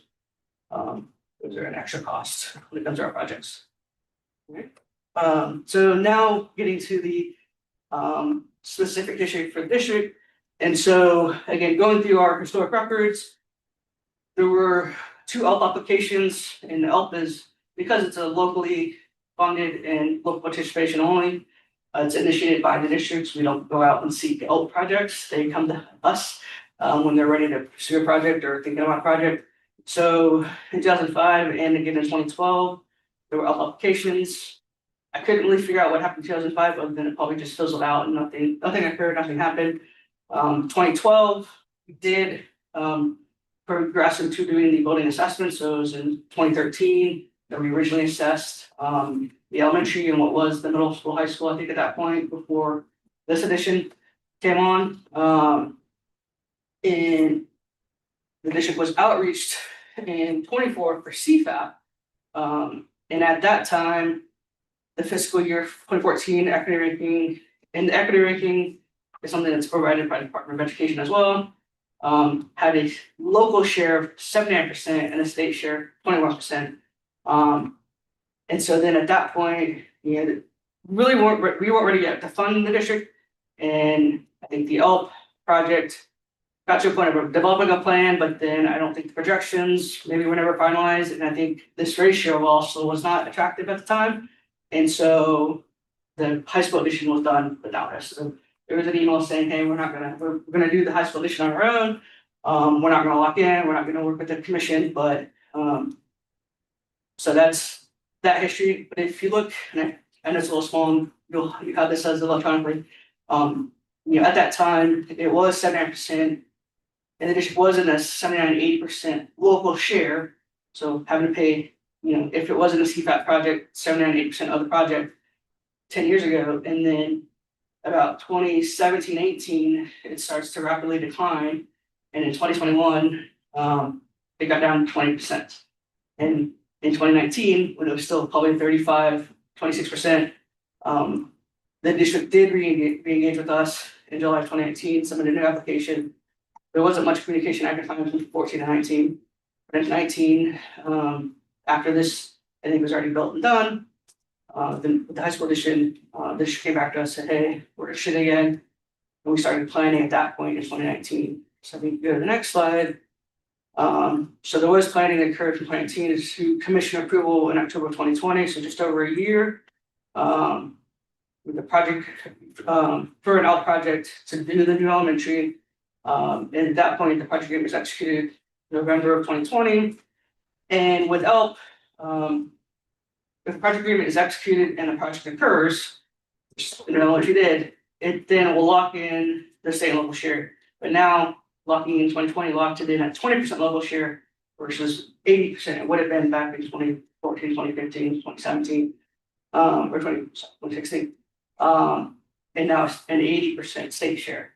So we'll maintain that state and local split for another L project to accrue more credit, or when the project does eventually get ready for CFAP and we're able to fund a district through CFAP, it would be locked in at this 20% local, 80% state. And I'll do some math on the next pages to kind of explain how that works. But that 2020 plan had obviously the new elementary. It showed as, again, just on paper, and the plan can change and update, a partial demo rental ad of this building to where basically everything, I think past the gym, the 1998 gym, was to go away or be used for something else. And make this a 612 with a substantial addition to create a 612. That component obviously wasn't built, and that's gonna change likely with the new objection and new plans from what the district wants. And whenever that time comes, we can modify this to reflect what the direction is for the district at this point. But on paper, we have to do something with that space and show it, how we're gonna utilize it or not utilize some of it. And so that was what was decided at the time. And then, but only the new elementary was built, approximately 24 million in credit. I think a little bit more spent on some extra spaces and extra square footage.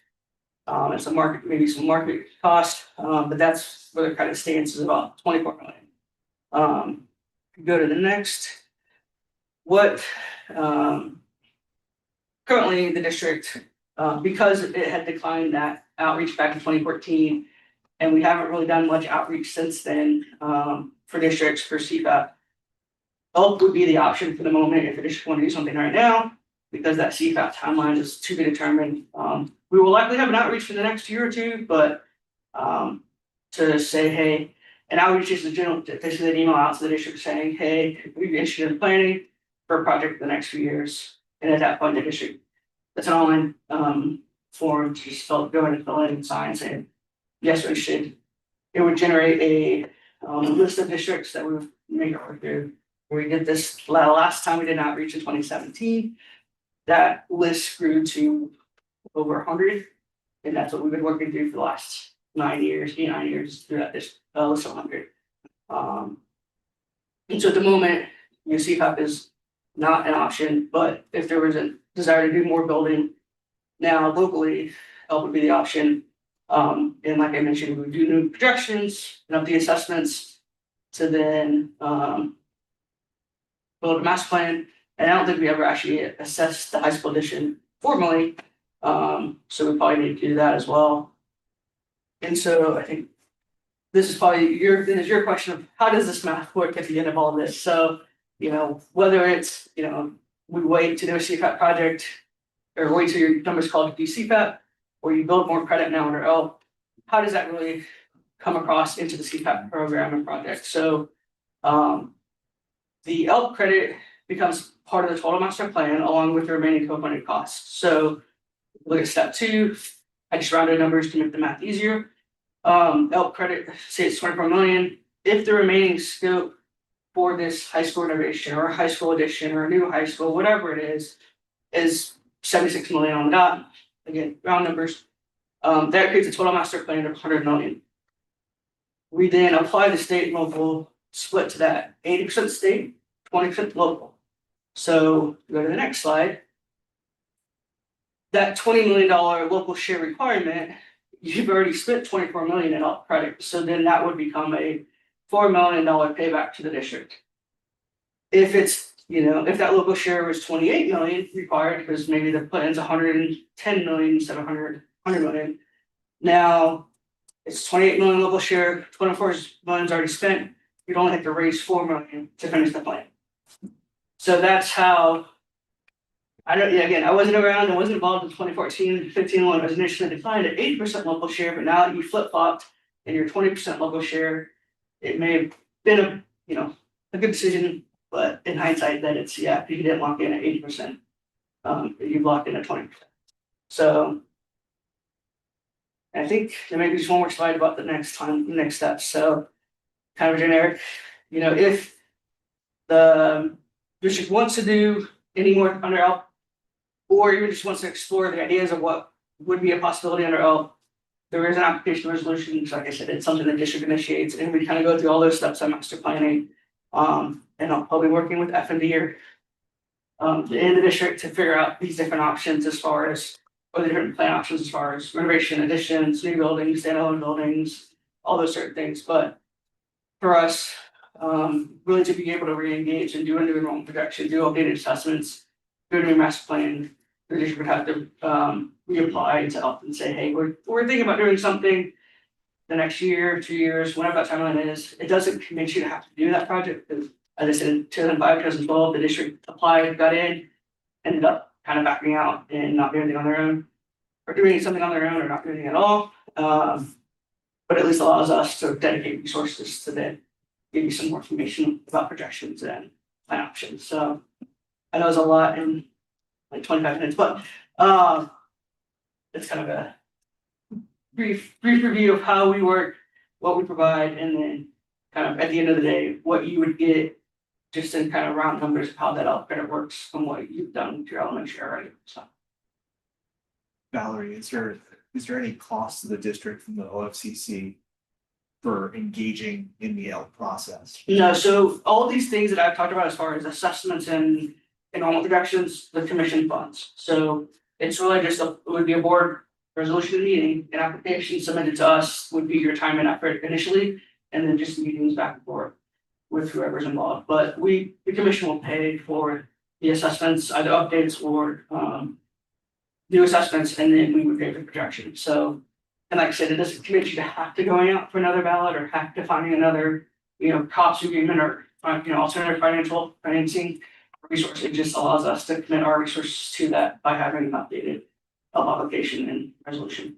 Especially because a lot of you guys were involved with the original ones, so making sure this is something the district wants to do and isn't sure, because eventually everything does go through the district as far as approvals and agreements and stuff. So we want to make sure we're not just getting half of people or somebody kind of going out on their own. It's got to be the board and the superintendent kind of get involved in both things throughout the planning process.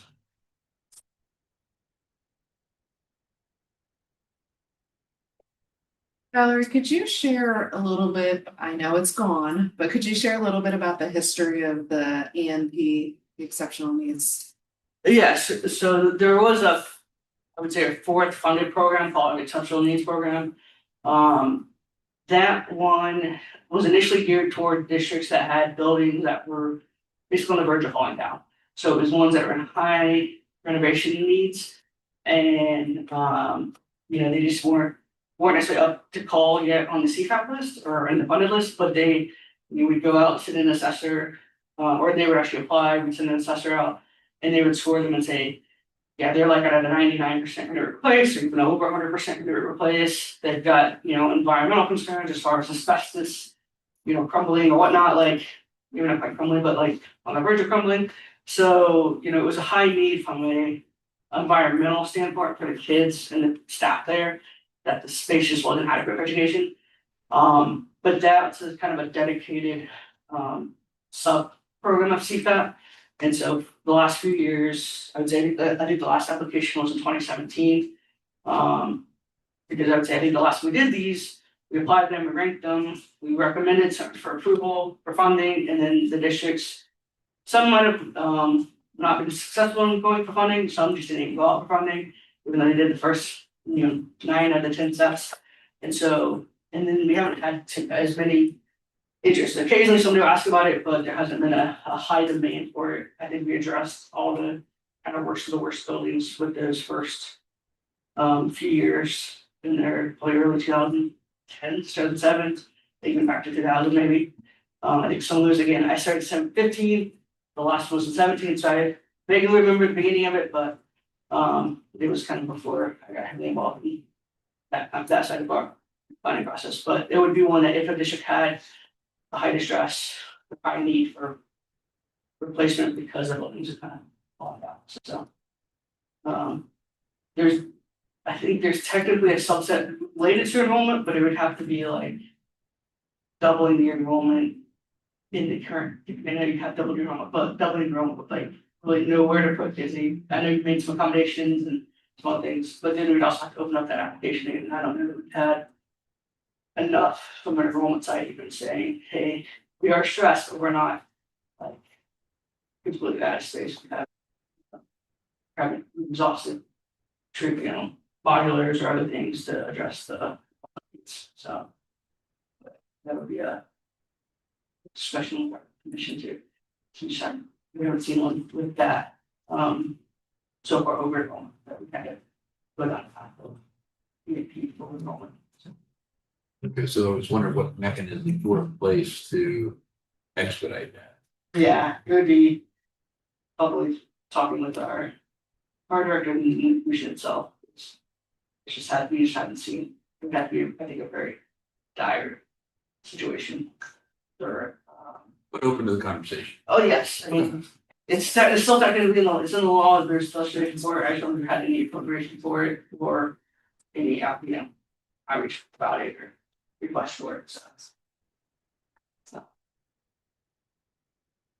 Yep. Hey, Mel, Tim, anything? If there aren't any questions for Valerie, I was gonna make a few remarks and I then have Tim, if you have just some- two first, please. If you could, real quick, after you are notified of a potential assessment, what's that schedule look like? Does it for you to get that on your calendar and to get to, to pull that assessment together and then do the report afterwards? Is that a 4-month process, 6 months? So I would say for assessment of these facilities, because we've already assessed everything but maybe the high school addition, it's maybe 2 months, 3 months, like at that most, because we shouldn't have, it shouldn't take that long to assess this area. Because it's not, it's not a area that has 1 million plus square feet of space. It's 70,000 or something, I think, this addition. So that shouldn't take very long, a couple months at most, and we have a short list of assessors that utilize, so we already pre-contract basically with 5 different assessors across the state. So it's a matter of getting on their calendar. But again, with one building, part of a building, I wouldn't imagine it taking that long. And we can say, hey, we want it done by X date, and usually they can accommodate that when it's just one space. And then for the enrollment projections, kind of the other side of that, it's as soon as we request it internally, you'll get the district will get an email saying, here's a link, and it's an online form to fill in the current year's data. And then as soon as that's submitted, and it has to be submitted at the end of the process form. You just hit save, got to submit. It goes to our consultant, and once they get the questionnaire, they will usually draft something as long as they're not on vacation within a couple of days, or even I think when they're on vacation, they still do stuff. And then we'll take a quick look at it first from the commission side, just to make sure nothing looks crazy or out of whack, and then it'll come to the district. And you guys have as long as you need to review it. And but those usually, once it's submitted, I would say maybe a week or 2 tops, just it's not usually a long process on our end. Once the district submits the data, that's usually sometimes the getting the right stuff or beginning the school year, making sure the counts match up, and actually we go pre-K through 12, and we do have a career tech spot to fill in, but it sounds like you don't have formally project yet here, right? It's just We have a satellite here, Okay. and we send kids to the yeah. So you just have the satellite stuff and Mhm. anything that's offsite. You can satellite. still note it, but it would be part of their projection, not going to. So that is kind of a key thing when it comes They to can come back. and you should make a note of that. but when we do career tech, it's 11 to 12 years only, and it's on campus. That's easy. Yeah, not at the career center. They would, if you're only sitting there for half a day, you can get career tech offsite and you have kids here, like basically half time here, half time there. Right. But if they're all day over there, Farming, yeah, I just asked the question, I mean, we don't have open enrollment, right? We don't Yeah. allow it. So. Flip side is, what if those kids decide to come back and not do it sequence, but. yeah, and that's what we try to. Conversation. Well, that's why we at least count, if they're halftime at the career center, we at least count halftime here. If they're full-time over there, it was probably built on another production, to be honest, but, and they eventually wanted to have. Onto it, the career centers only have so much space as well, so True. they get this, eventually either send kids back, start getting more half days, they run out of half days. And then waiting, yeah. Yeah. Right. We've seen that at all the, pretty much all the positions we're working with, they have a wait list for, different programs, but a lot of the trades. Yeah, I think so. Do you count CCP kids, Which, the kids who are college credit plus? if they're, Who may If- leave campus? they're here at least part of the day, I think. Okay. I don't know that we even, we don't think we even break them out, so if they're here for at least part of the day, counted as part of your enrollment. They would get counted as Okay. students here, because we don't really go into. I mean, I would say, yeah, like I said, we project, if they're half here, half there, they get counted half here, but really it's, you have 10 of them. Or, if you had 10, it's 10 here, and our projection would show 10, we don't do just 5 or 2.5.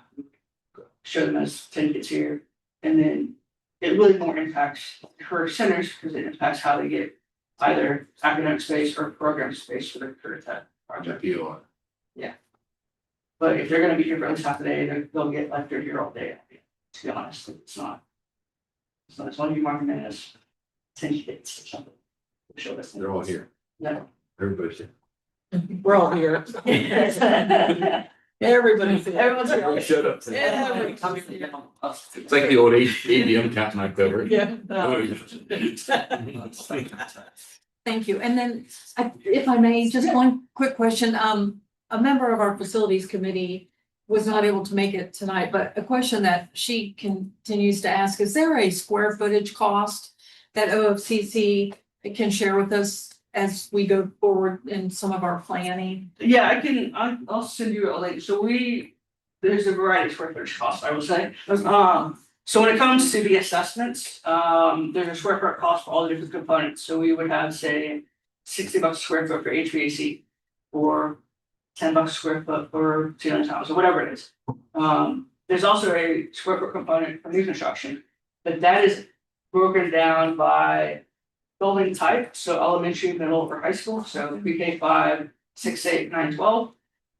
And then within those, it's further broken down by the number of students, so like a smaller school, as far as enrollment goes, would be a smaller building, but often has a higher square foot cost because you still have to provide a kitchen, a gym, and some other things.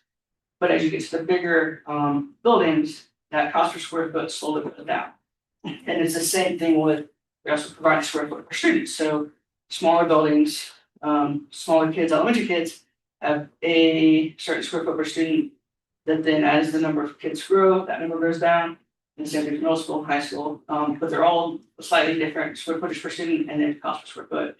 I can send you a link, or send you a link to share. And then the other final component with that is, yeah, we have what we call regional cost factors. And so we recognize that throughout the state, the cost to build here is not the same the cost to build in Cleveland, or to build in Steubenville or Toledo or Columbus. And so the state's broken up into 9 different units. And so I'll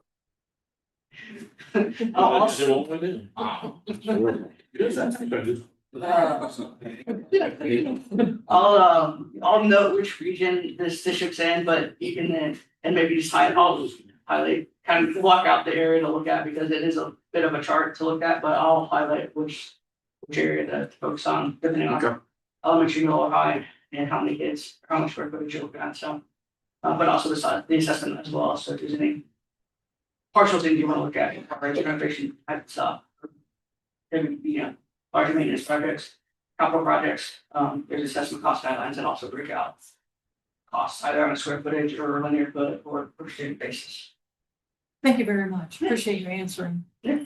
Oh, And can you tell us like, how long would it take, like, if we enter into this, you know, and we have a plan and all that stuff, like, does it take a long time for us to be able to like break ground and get started on that? Like, what's that time frame? I'll say what we normally say, and then they can also chime in as well from the architect's perspective. So from the time, normally once the district hires, say an architect and has an architect and contractor, and depending on which program, we can have another meeting and talk about that. But once the architect starts, it's probably usually, depending on the size of the project and the scope of the project, it could be on average 12 months to design, maybe less if it's a renovation or smaller project, maybe longer if it's a 200,000 square foot high school. Like, it just kind of depends, but I would say on average 12 months for design to get to it. We're usually a little quicker, but. Yeah, I should say, that's why I say an average. Sometimes it'll take longer depending, it can take that long to do everything. If you talk about like the educational visioning and programming and design, and then by the time you get to the When you're 2 years. breaking ground, and there may be some early site packages so you break ground earlier than 12 months, but it just is, we just average say on 12 months so that we're not over stressing the architect by saying, oh, it's only gonna take 6 months and it should be ready to go. So we normally just say 12 months on average, and then again, depending on the size of the building, 18 months, 2 years, 24 months for construction. Just again, something smaller could be a year and a half, 2 years, or something renovation like could be a less. I would say probably 2 years for most true new construction projects, like a new building. 2 years. Yeah. Sometimes 20 months, somewhere in there. Yeah, it just depends, and then if you guys have land and space available, so it just be a matter of utilities and all that going if you're gonna build somewhere out here versus renovating the existing space. But so then we normally say, again, from the time we start that contract with the architect, an average of maybe 3 years before you can move into that space. Just again, it could be sooner if it's a small project, could be longer if it's a bigger project, but just as a ballpark, so that we're not, again, trying to overtax the architect, or depending on what you're building, the contractors and where you're at in the market and what other stuff you have going on in the region. Columbus region is booming with a bunch of projects right now, so it's hard to get some contractors here. You've got other projects that are in design and gonna be breaking ground here soon. So if you're to start design today, then those would be well along the way while your project is, starting to break ground while they're midway through construction already. So it's about timing sometimes as well. Thank you. Thank you. Thank you.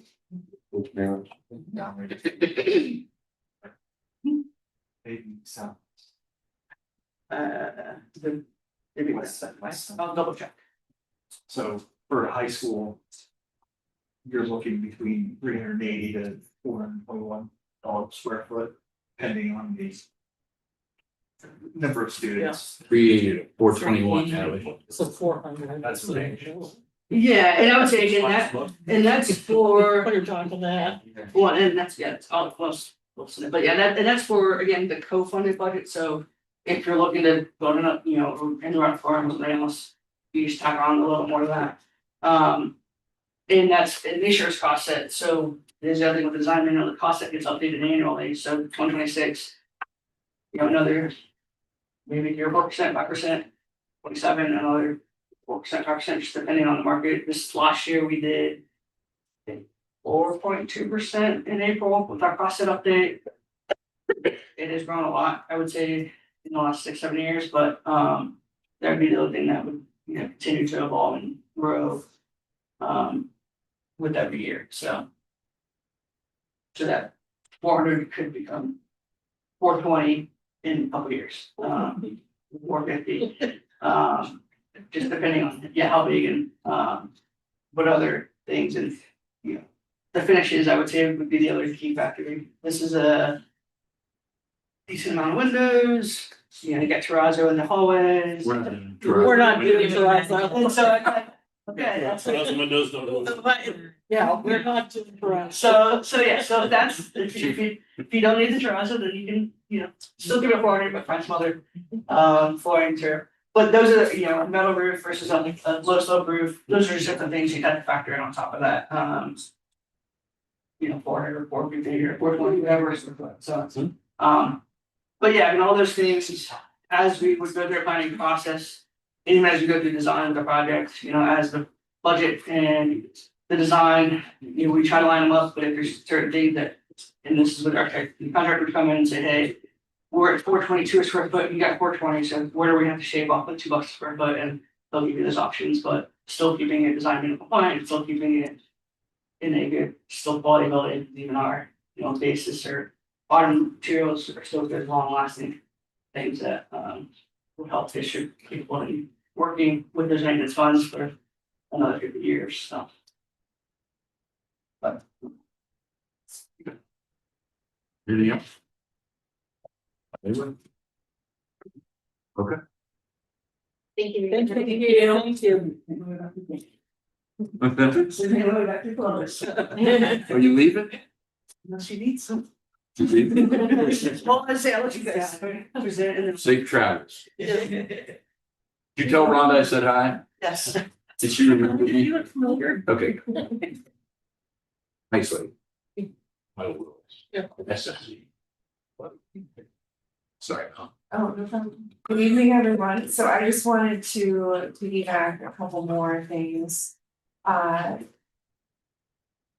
We feel like when you have the 80% coming from your total master plan of what you've spent, we really need to plan everything we're doing in collaboration with the state so that when your number does come up, you get all of that credit because it's so much building that you need to get credit for. So the challenge is how do we get from where we are now to that point with the increase in enrollment? So if you engage the OFCC and get their enrollment projections, we've already initiated getting another set of enrollment projections, so we can look at them both together. Because the state tends to be a little more conservative because they don't want to fund IFCOM. They don't wanna pay. They wanna know what's actually coming. And there have been so many instances where there's an IFCOM that never comes to fruition and things like that, so they're more conservative, so. They do allow that, by the time that CFAP money comes, if the enrollment has increased to what your local projections say, they will end up coming back and funding for that portion. So we want to be able to study where do we think we might get to, where does the state come in, and look at those numbers together. And as far as the funding sources, so we need to work with the state to figure out what it is we're doing, what master plan works for the district and everybody. But then there's the funding component of that, and what does the timing look like? So we would look to see, is there anything creative that we can start to do? For example, I believe a cost grant was used for the elementary school. Would a bond issue be considered for a portion that maybe it's the LFI portion, the locally funded initiative, because most districts are going to have some kind of local funds to your programming that the state doesn't plan for, in extra classroom space, a lot of special education space, things like that, tend to be a little bit above what the design manual has. So if you were to say, okay, we know we're gonna need to build this with local funds anyway, why don't we go raise that now and make that the addition that we do to start to give ourselves some breathing room?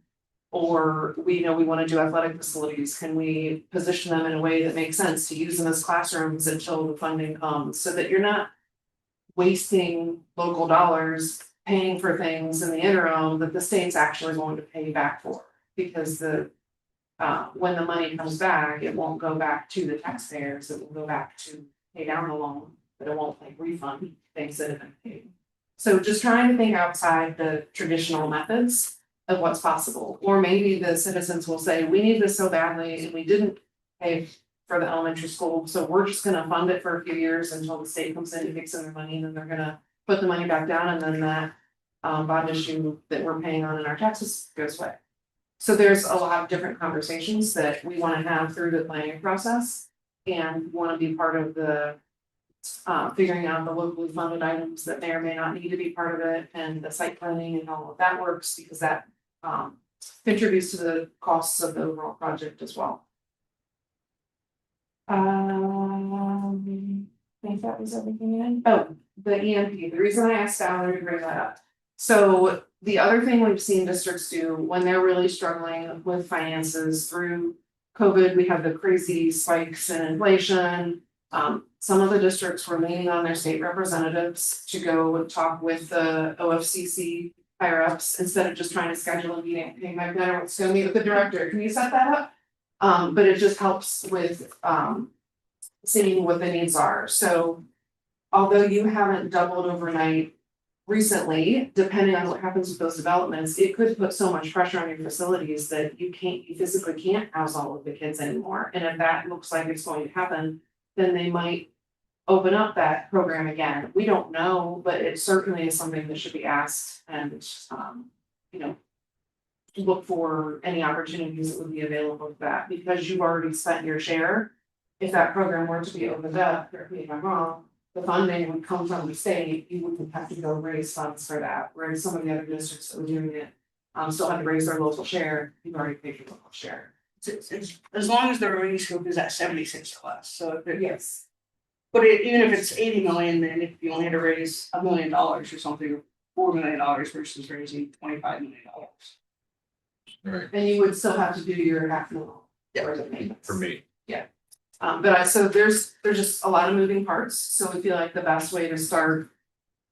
Digging into it is just to really get the. ELPP program launch, be able to start having the conversations with the planning so that we can determine what the plan can be and figure out how the financing. As we're doing the plan. That makes sense. With that, I think I'll touch upon a lot of great things. So with the letter we talked about, the state rep, with the OCC, the director mentioned renovating coat closets or small rooms. Take photos of that. Show your spaces, don't just put it in the words. Show how day-to-day interactions with classrooms are being held. You have those jam-packed classrooms where 2 classes are having to come to one, that was noted. Give as much information showing what you're dealing with on a daily basis for your students. And from the initial master plan, you've technically moved into spaces that were slated to be removed from use as classrooms because of the need, it is that you have to be able to serve those students. So, you know, being able to have those conversations too. Okay. It'll work out. It'll all be fine. Fine. It'll be fine. A lot of work.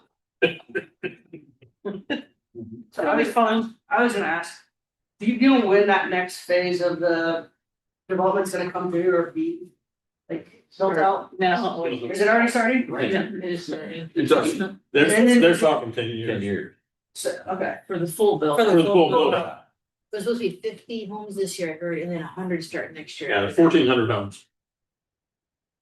Yeah, it's a lot. Yeah, it's a lot. No, I'd say that, and I would say, just to mix it up, yeah, I would say, when it comes to that projection, there's a spot to add additional material. So our consultant will look and talk to you all the production building permits, they get the permits sold. But then if you wanna, if they already have their phase out for the next 10 years, or at least, again, planned in like. We don't always project based on the 1,000 or whatever 10-year, but if it's within that couple of years and they've gotten so much approved and whatnot, it'll help influence, because a lot of these, like, I would say in the early 2000s, mid 2000s, we base our projections on what ifs, and then there's what ifs that happen after the, you know, housing stuff in 89 or whatever, the recession stuff, so we're overbuilt these rules, and we have some districts that have since had to close a building or two, or buildings across different school districts, so we try not to do that, so we might be a little conservative to start with, but like I said, if this is over multiple phases and we do one now, and we do another one in 4 or 5 years, then maybe by that 5th, you know, we do another in 5 years. Not only would these be built and filled, but then if they have the remaining 5 years of that plan already planned out, or more thoroughly planned out, then we can account for that projection in 5 years for those additional housing developments, so. Yes, I would say we're normally lower than most consultants, but it's also people trying to make sure we don't overgo that in the past, and then, but we will make adjustments after the fact if there are investments in this future projections, or if there happens to be a rapid growth, then after we lucky district. There are some requirements for it, but we've had a district or two still exceed our projections by enough that I think I could kind of help them out again, so. We won't just completely leave it issue because we are continuing to do whatever. That's good. The commission is willing to have a conversation. Yeah, and I would say, and then, yeah, going through the, state rep for state senator, that's fine, we've had districts talk to them about this opening up, we're trying to either adjust statute or legislation, just let us know. And we will, have a conversation with those folks as well to give them an update on what things are. But yeah, that's, I've had meetings with several different representatives over the last couple of years, so it's not a, constantly a hot for us. We're, let's say legislature, so. All right. Thank you. Thank you. Right now. That's it. They're good, I'm gonna. You good? Okay. Thank you. All right, thanks. Thank I'm good, thanks, yep. Thank you, that should be. All right, appreciate it. Melanie, Chip, anything else you want to add? Unless you have questions. You got any questions for FMD? Oh, there you go. And Natalie, a question for you. Did you want Tim, he's available, potentially come to the facilities meeting on Wednesday? Would you like him? Are you sure? Because, I know, that's 2 trips in 1 week, We have availability. We're good. I just thought, down. Yeah. I just thought if, because you can see what's happening, right? I mean, there's gonna be senators, there's gonna be reps involved, there's gonna be directors involved. And I think if with Tim and Melanie, with Tim's background of being here already, and we know he's got the relationship with the OFCC, we start to talk to the facilities committee, right? That you meet with, and then put that all, wrap that up into the bigger strategic plan with the board on which direction we're gonna go, because there's 4 different programs then I think you need to make a decision sooner than later. You need to put some, say, pressure, but have a conversation at the state level. So see if we can expedite a few things. So. I just think, by the way, I asked that question. We've got open house here too. So if if Tim was here and I have to slide out and go to open house and still be here, if I got open house, I've come before. Yeah, it's no issue. Okay. No issue at all. So Wednesday is it meeting here or? Yeah, our meeting is at 6 o'clock in this media center. Yeah, and I know I've only had 1 person who I know is busy with the open house, and maybe 2. Yeah, I'll be back. And I just want to make sure that we have a good turnout if you come Understood. for our committee, and there's about 12 of us on there. Mr. Pickett said he'd be, I thought he was coming tonight. Yeah. Was he here? No. Okay, but he'll be here Wednesday. He's probably up. If you don't mind, yes. It's not a problem at all. If there's an agenda for the Yeah. meeting, please feel free to send it over to me and Okay, we're up and ready. Thanks. thank you very much. Do you have an estimate of when you guys will have that enrollment data? Next couple of weeks, now that it's been fully moved through. End of August, really September, I guess. It was like 30 years. So I heard 30 years studying. Oh, for the Oh, projection. yeah. Oh, yeah. Yeah. 30 years to get it back. Not taking. It'll be Well, done. it'll be done, you have the answers. It'll be done shortly, but Yeah, and what we wanted to do, like as we talked about before, is just to have comparison. Yeah. The last thing we want is to open a new building and it's instantly undersized. Yes. So. No offense to the OFCC, we're just having multiple areas and information and it's clarity of data. OFCC, this independent company, it's just gonna provide better records for the team moving forward. So, and just going back to what we were just talking about, so the L process. No cost for the district before that, the CNP, the exceptional needs or emergency. We see that just for our records, just moving forward parallel with both of those. Push them forward, the ELPP, get the process moving forward, just ENP, see if we can revive that based upon just what we're dealing with here. Yearly, just the increase. So the letters, state rep legislation, director or OMCC. We can help with that information as well. If there's photos, we've got tons of photos from the buildings already, if there's graphics, thinking of things ahead of the school, what was intended originally, color code that for where education was, where storage was, where meeting rooms, and then what those have changed to based upon the use. And I would say prior to moving the grade levels out, when it was a little bit more stress, those could be graphics and it's data, it's facts, how you're using this building. Just whatever we can use to keep pushing it forward and get notice to what's happening.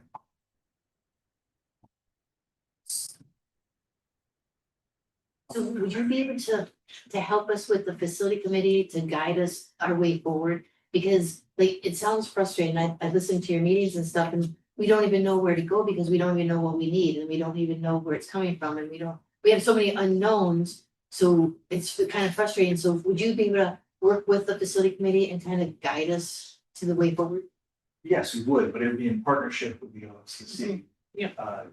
I think that first step of getting the help, moving forward, that application, get it into them, all of those things they noted in their chart would start coming to fruition. So their master planning forecasts, their own student projections. We'd start getting data in where we can say, okay, which direction makes the best sense. Yeah. It's similar to what Valerie noted, that there's multiple options that'll come past A, B, C through D, where we can say, how does the school board, how does the community feel? It's not just people in the room, it's gonna be vocal. What's the path forward? Is it a new high school? Is it with a field house or anything, or is it just an addition to this building? Is it a demo and an add-on as the OFCC originally thought? All of those with costs, timing is going to be evaluated. But we need that information, so that's why we're wanted to have the OFCC here tonight to really show you past history. A lot of people, I think, were guessing and hit a little bit of hearsay of what had happened. But with that 80-20 now flipping, where it's local, that's huge. It's huge. So whatever we can do to get that help process move forward, and then parallel to that, the exceptional needs. If the exceptional needs wins out, beautiful, stop the help right away. If the other one's vice versa, you'll have a path forward. But our goal is just to gather as much data as we can by getting that help process move forward. So we're already in that, we did the ELP with the elementary, I believe. Yeah. So how long does it take then for the district to get that money back from the state after they've completed a project? Like, what's that process like? Of when you actually complete, like you move forward with the. Well, so we did the elementary. So has the state paid back their share of that yet? I mean, like, what? No, because it's an unfinished. So it's still considered unfinished. Correct. So we're just kind of waiting to You get to the end, you are locked in at what they noted for that 20%, 80%. but we are on the hook though still for paying for this building until we're done, right? Yeah, but it'll also represent the majority of your local share. The Valerie didn't get into it tonight. I'm assuming she doesn't want to go on record in here, I'm speaking, but she said that when she mentioned that list of 100 schools that had kind of signed up. So when we talked to them last November, they were like 50% of the way through that list, but they expected it to be expedited quicker in the second half. That had been over 10 years. She mentioned the other day that they're thinking within a couple of years that they'll, like 2 to 3 years, they should be worked through. Because some of the districts that are on the list maybe haven't gotten their funding raised, they're able to get through some things quicker now. So in a few years, they would be opening it up again. That doesn't mean that you'd be first on the list. They don't necessarily look at the list in order of enrollment priority and things like that. She said it still will probably go by their traditional method of district equity and those kinds of things, so. You could raise your hand and say, I wanna be on the list, but then it might be a number of years yet till your number comes up. So it could be 6 years, it could be shorter, it could be a little longer, like, we don't know that for sure, but until your number gets called. That stays as it is, and then you get your CFAP money to build the remaining part of the master plan. And if there's anything left above where you've paid more than your local share, then they would give you.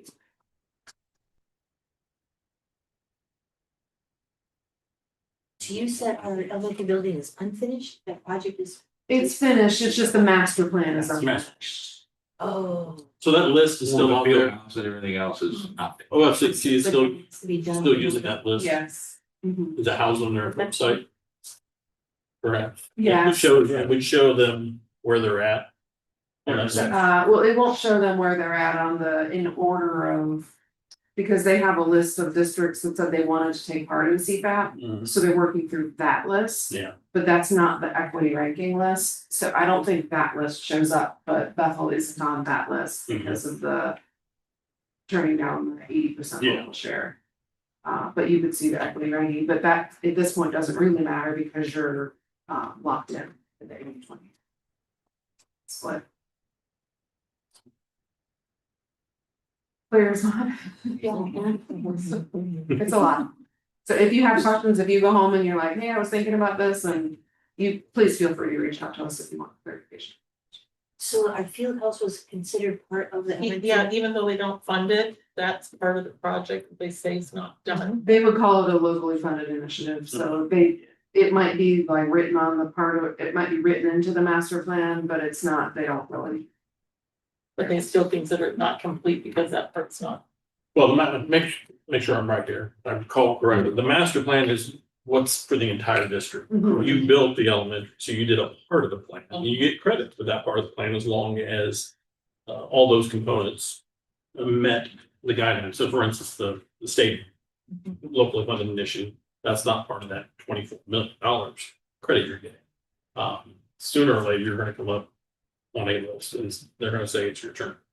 But that's where the discussions tonight have been in, and you have discussion with legislators, with OFCC, they're certainly open to that possibility based on what we're heard tonight, and that's just kind of how you work it.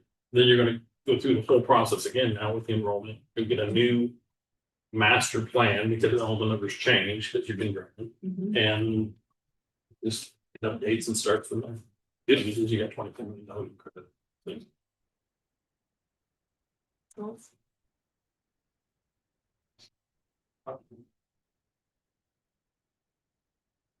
I'm sure I will in a couple days. When I Digested it. my brain shuts down, I can digest it. I'll be back Wednesday. Okay. Thank you.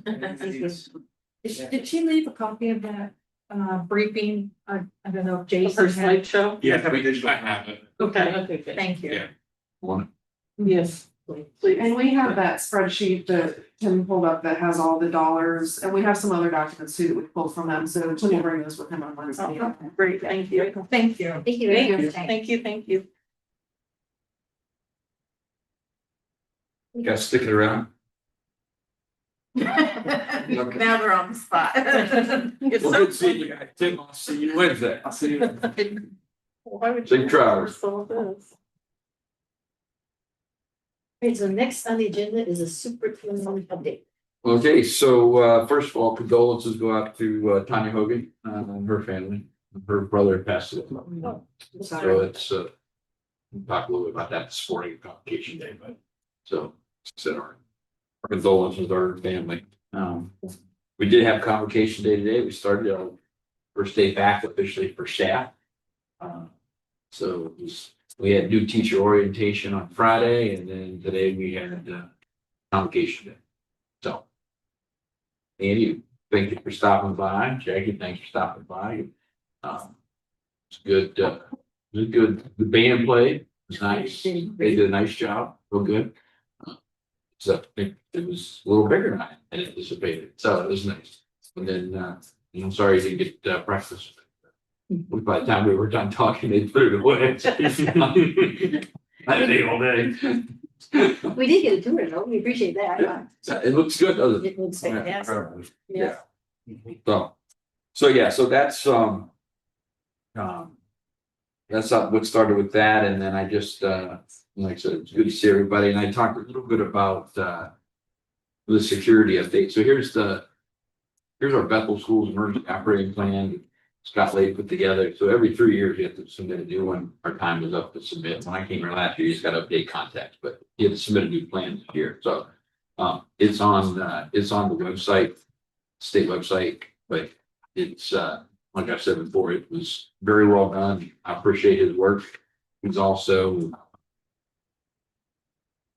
put together lockdown for the window covers are on all the windows now. It's 122 window covers installed in those classrooms, and then we've got safety buckets, which just has flashlights and gloves and trash bags, first aid kits that are all in every classroom too, in case something were to happen with lockdown. So yeah, so working on that. He's done that. He's done this, and so thank you, Scott. Thanks, Miami County, and good job. We appreciate it. So Thank you. important dates. We've got August 19th. We start our training. So we're PD all week this week, and then Wednesday and Thursday are open house, and I believe they're different times. So if you want to know what time, I think we're running like four or five open houses those 2 days. You'll know by the traffic. The stagger, yeah, parking and traffic and things like that. So I'm going to be here for the little ones, the younger ones, so Wednesday. And then 26th is the first day of school for all the kids, 2 through 12, and then the little ones do the whole step down. We phase them in, so we don't wear them out. They're not exhausted. And then September 1st, no school for them. That's it. Sorry. Treasurer's report? You have the financial report for July in front of you tonight. We've had the opportunity to review those over the last few days. Looking at the beautiful cash flow report. And this is always the document when I'm speaking to a board is the one that to me has the most importance. It's summary information, but it's tied to your forecast ultimately, which we'll begin working on here the next week or so. At this point of the year, we just simply look at what happened last year per line item on the forecast and what happened this year in the month of July. And you usually don't see anything too dramatic in these things. I was looking at state funding, and we're certainly seeing the numbers jump up from a year ago. And that's not to be unexpected at all. As you've got enrollment growth going on, you've got state budget going on, and usually state budget, I don't see new money from those usually until about October. So we'll watch to see how that goes. But there's definitely a significant increase in there already from a year ago, just looking at July. So revenues overall came in at 2.112 million compared to 1,940,000, 117,000 better than a year ago. When you look at that, the income tax was actually $41,000 lower than a year ago.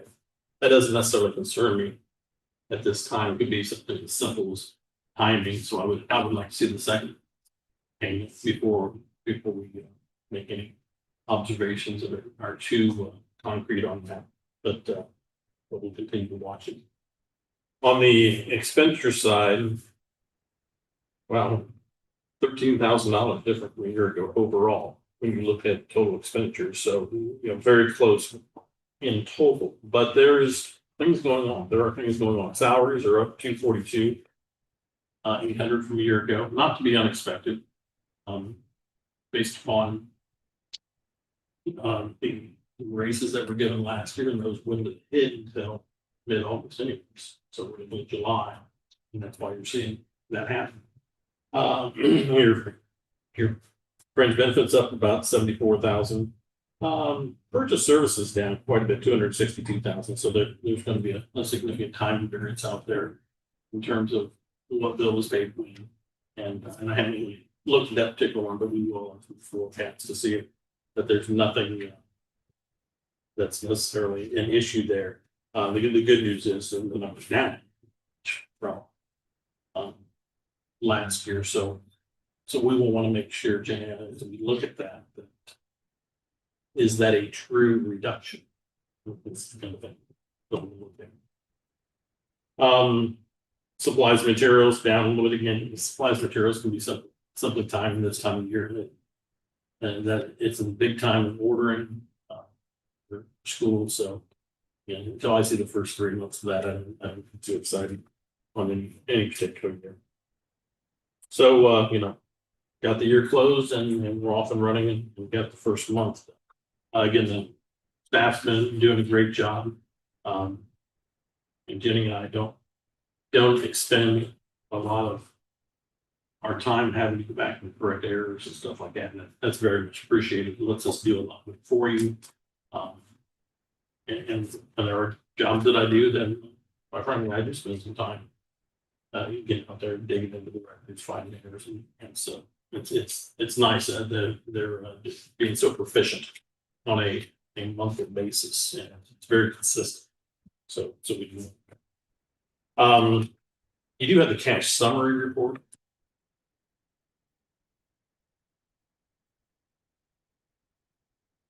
And again, this one you're looking, as a board member, you're looking to see, is there any major negative variances? And particularly up through the, what I call the 400 funds. And meaning when the fund number starts with a 400 or more, that's going to be a state grant. Federal grants are going to be 500. And you will sometimes, and certainly federal grants, you're going to see some negative numbers because they're reimbursement basis. But these things were cleaned up in the latter part of last year and running pretty good right now. So we'll be looking at getting all the correct people in the right spots on federal grants, state grants as we start the new year, and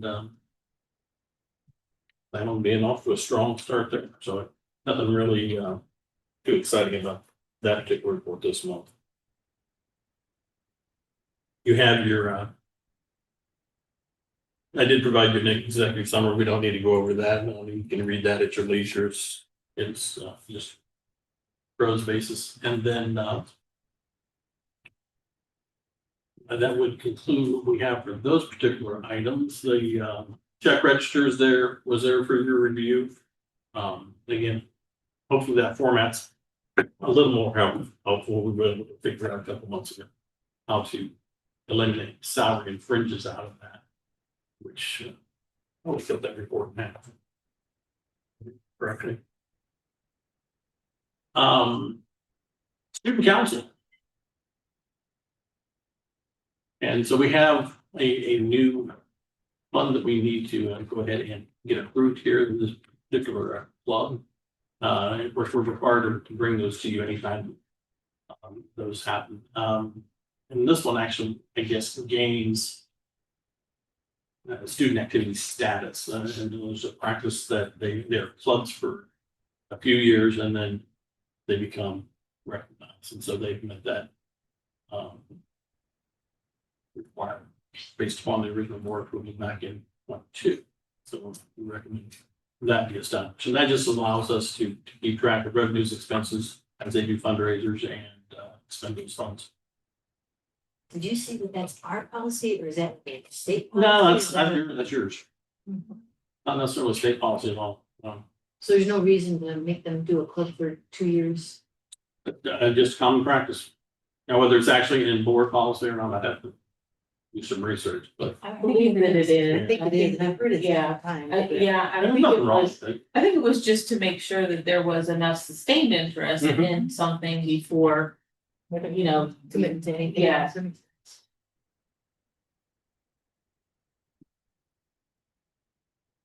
And that would include treasurer's items.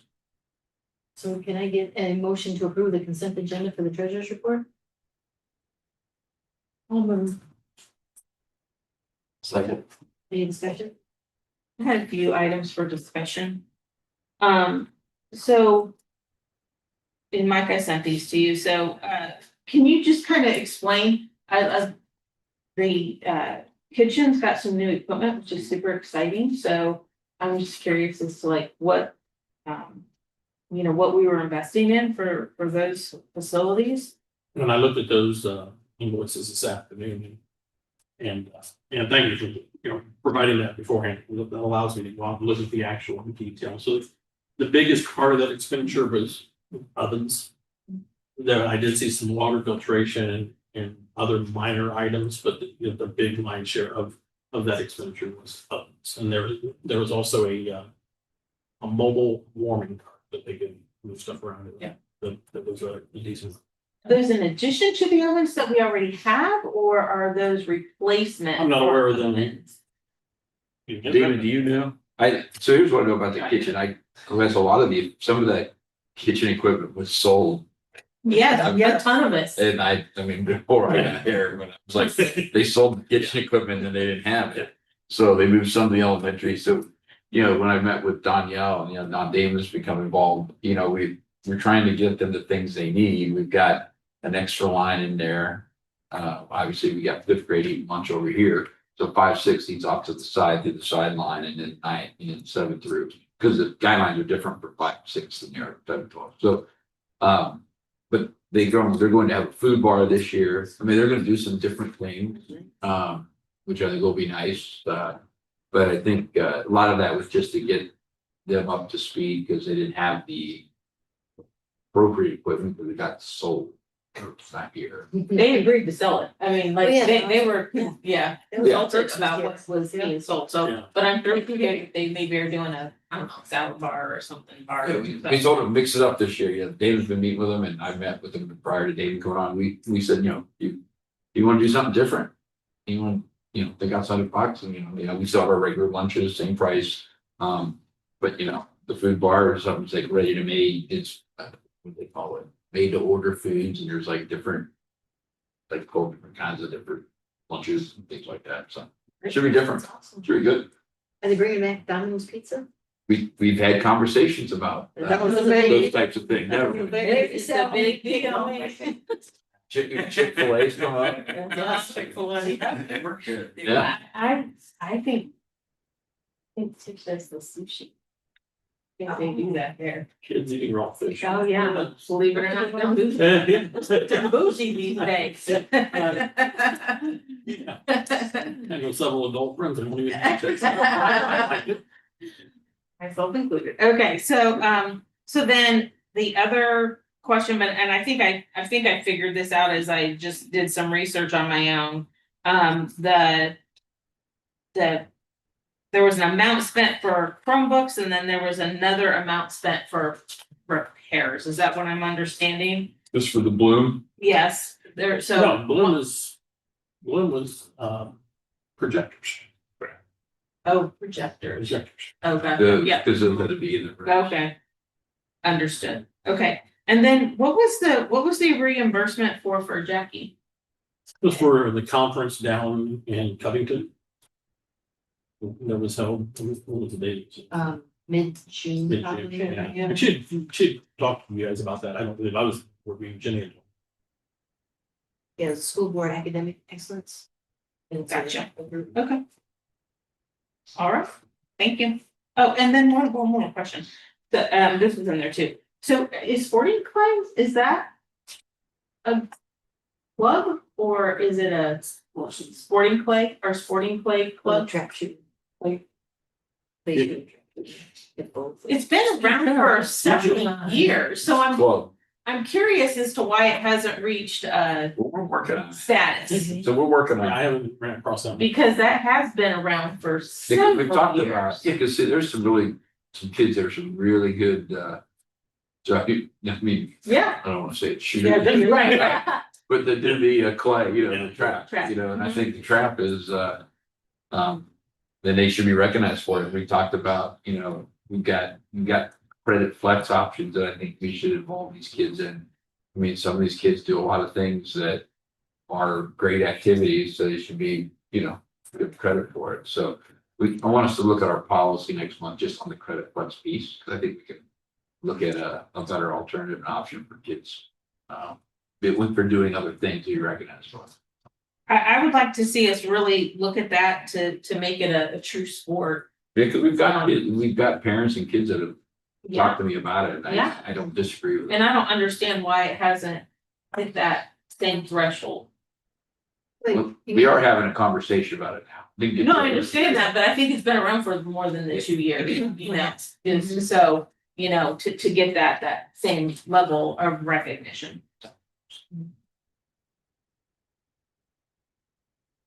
So, thank you. Anything else? We take roll, please. Mrs. Bowman, Yes. Mrs. Donahue, Yes. Mr. B, Yes. Mrs. Kipling, Yes. Mrs. Moskowitz. Yes.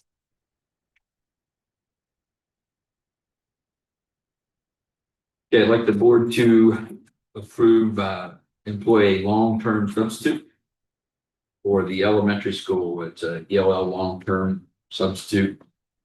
And her name is T Tong Gong Win, but she goes by Kathy. Oh, that's. Okay. Good luck for that. Which we appreciate. Yeah, so she's going to be there. She goes by Kathy, currently holds a substitute license, which will expire at the end of the year, but given the situation, she can be hired on as a substitute till she obtains a 5-year teaching license, so she's under process of getting it as well. Got like IDNing, for example, the long-term sub, she's gonna get an alternative license. So that is Kathy. Now, you didn't necessarily put the rates, but they're the same as what you quoted last. Yeah, For sleep assistant. substitute, yeah, and then once they're here for so long, they kick up to, was that Yeah. 31 days? What's the I had to, I Yes, just, yeah, I just same. read it, yeah, it's the same thing. It's same like thing? 3-tier. Thank Yes. you. Yeah. Thank you. Advancement on the salary schedule, Tara McCormick, she just went from bachelor's to 15 bachelor's plus there.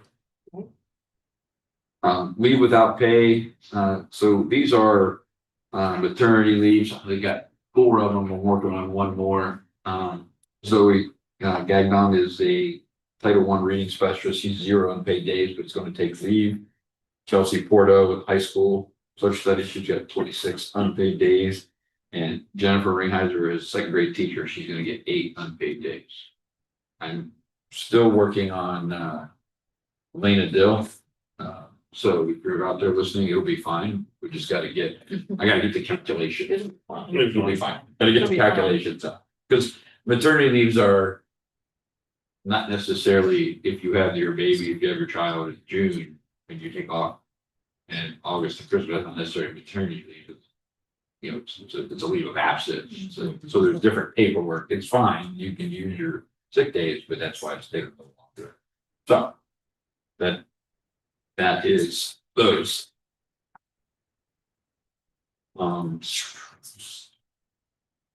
Supplementals, I just asked the board to approve the following fall coaches that are on the attachment. And then we've got supplemental resignations, Haley Mountain and Bethany Weiser. And we are rescinding the contract that we approved last at the July 9th board meeting of Ozma Med. So we're rescinding her contract because she did not show up. And then we are now going to put on the agenda the resignation of Kelsey Garwood because she has taken a job with another company, not a school district in Columbus. And Aaron Huffman is resigned effective July 31st. And then Jill Patsick completed her Pathway A training for the science of reading stipend, which we've done a lot of those. And then also we've got one more, just if I know Allison Heisey, so we approved her Reza this coming year, but we did not approve her Reza from last year. So you'll see a Reza come on the board agenda for 24. That we got some through the cracks. She did the work, she just hasn't paid yet. So. So can I get a motion to approve the consent agenda for certified personnel? I'll move. I'll second. Any discussion? I did have a question. Why are we approving 0 unpaid days? Just because they're gonna be on leave, just wanted you to be aware to take maternity leave. They're taking it off. They just don't have any days to, they don't need them. I see.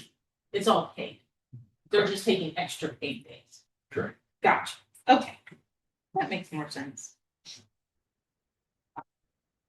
That's all. Anything else? We take roll, please. Mrs. Donahue, Yes. Mr. Reed, Yes. Mrs. Skipper, Yes. Mrs. Lestwich, Yes. Mrs. Rollins. Yes.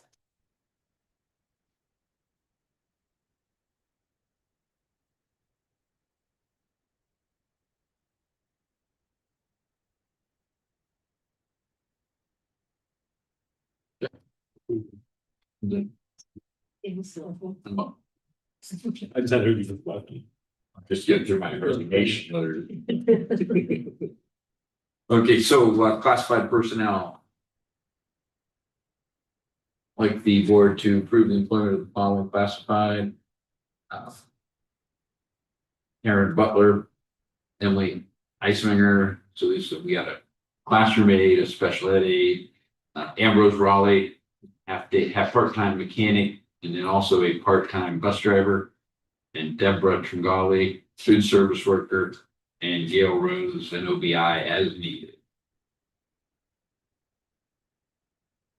Also, like that Gail Rose will also be a substitute secretary when needed, Is that for all offices, just in general? in general, yes. And Darian Watson, a BHS trauma advisor. And additional food service hours. So these are currently 3 hours and need to be increased to 4 hours. We got Carrie Gilman, Colleen Rakowski, Rhonda Lakin, and Kathy Rowley. Then that's for, we've got extra kids. We got one lady retiring. We got extra kids there. And we're taking that out of their food service funds. Part of our spend. I'm not for that. Yeah, it's something. No. Yeah. But, you know, EPC came out, it's like, you know. So, yeah, That's it, right? that is it. So can I get a motion to approve the consent agenda for classified personnel, but we excluded C out of here, right? So it'd be for all items except for C. I'll move. Well, second. Any discussion? I do. I just, a couple of, quick things. On the, bus driver and mechanic piece, is that person gonna drive in the morning? And then drive in the afternoon and then work 4 hours in the afternoon? Is that the intent? Yes. They're gonna I'm sorry, work in- yes. Yes, ma'am, they're gonna work in between runs. Not, anything about the person. I just wish that, just last week, I know you mentioned we need to start thinking about having an additional part-time mechanic, but you didn't identify that it was gonna be tonight. I don't have any problem with that. I just wish that there was more evidence. I know he applied for the job in the end of June and nobody's brought it up at all. And, again, it doesn't mean that it's not needed or warranted. It just would have been nice to, you know, I just think we heard at the last meeting that the bus inspections went well. So all that is done. I know, again, don't know that it's not warranted. It's just that everybody likes helpers, right? I've been saying that for a couple of years. You're tired of me saying it, but it's just nice to have the supporting data behind that says this isn't getting done and therefore the impact is this. So I'm curious, are there things that are not getting done? And if so, what impact is that? It just helps, you know, when you go in with a proposal, hey, we want to hire this person, it just is helpful just to have that information available. You know, are we having more buses break down? So our reliability is, you know, down. Just general information like that is really helpful. I like that information. Okay, well, I would tell you that since you're here, Jacob, I mean, we've talked about this for, I mean, and just so you know, I mean, from a day-to-day operations, I mean, it's hard for me to decipher sometimes what you need background information on and what you don't. I mean, so we've been talking about this for a while, like to give you a heads up, no, internally. Oh, okay. I mean, I was like, because that's our job. I'm like, I mean, we do transportation, right? So Yeah. we've been trying to do our due diligence internally, but you know, I don't, it's a day-to-day operations. There's a recommendation. This is why we need it because you know, ratios are 15-1 for mechanics. We're pushing 30 buses to one mechanic. So I think, I mean, correct me if I'm wrong or if there's anything you want to add. I mean, I think we started talking about this several months ago because we saw that as we buy buses and increase the fleet, we need to take care of this stuff. But at the same time, you know, we need more drivers. We need additional mechanics. We're not, I mean, we could probably justify 2 mechanics, but I think with 1.5 mechanics, we're still behind. Correct me if I'm wrong. Yeah. But I think, but if we talked about that internally, well, 3-4 months ago. Yeah, and laws have changed and inspection requirements have also increased since July 1st. Good. I mean, I don't think anything's not getting done. I just think we want to be able to keep up. We're asking a lot of one person to keep up with We are. 35 vehicles in the district because he works not only on our school buses, but our golf carts, on our scissor lift. He works on everything in the district that has wheels, essentially our plow trucks, our maintenance vehicles, vans. He does a lot more behind the scenes than just fixing our school buses. He does a lot in addition to that. He also comes back in the evenings. Once his day is over and he's worked 8 to 10 hours. If there's a breakdown, he comes back into work to take care of that. He doesn't receive overtime. He's a salaried employee like myself and many other admins. So he has done more than what I could ever ask of a mechanic to do. So, you know, getting some additional hands in there to help keep up with preventative maintenance because it's not only inspections, he has breakdowns and he has preventative maintenance schedules to maintain. So like I said, he's done more than I would ask of any mechanic to do at this point. I mean, I know several that I would have had in the past that would have quit before this point. No quick Trevor. Yeah. Calm down. No, and I can appreciate that. I do. I mean, I understand. Yeah. I just, it's helpful. I mean, Mike just briefly mentioned it at the end of the meeting last week that we need to start thinking about one. So I fully didn't expect to see it now, but because I remember about a year ago, we didn't even know how many buses we had. We were at 19, 21. We weren't really sure. So I don't know how many buses we have. So I don't know. And I know we're gonna potentially buy some more, 3 more. So I don't know what that'll put us at. Just What would wondering that put if we us have at? a lot of downtime. 30. Those are the things I'm curious about. If the board approves purchase of those 3 new buses tonight, we intend on getting rid of one bus that has become a parts bus due to its being out of service, just mechanically, the cost overweighed the age and everything else to put it back on the road. With selling that one and buying 3 new units, that'll put us at a total of 26 buses in our fleet.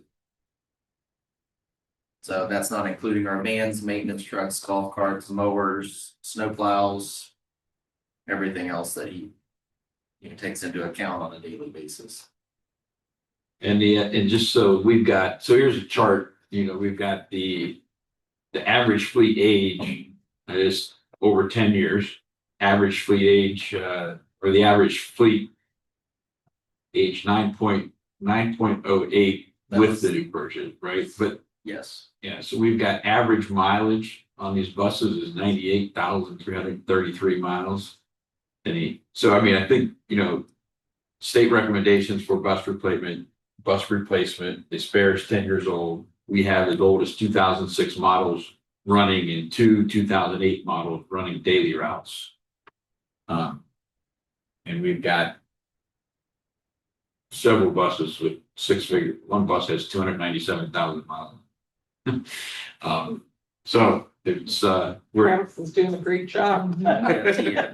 yeah, but I think, I mean, here's a little narrative that, we will be selling, because I did, this question would come up, like I said, sometimes I don't know where from a day-to-day operation, like how much you need or what, 'cause I mean, that's what you hired me to do and what all you need, but,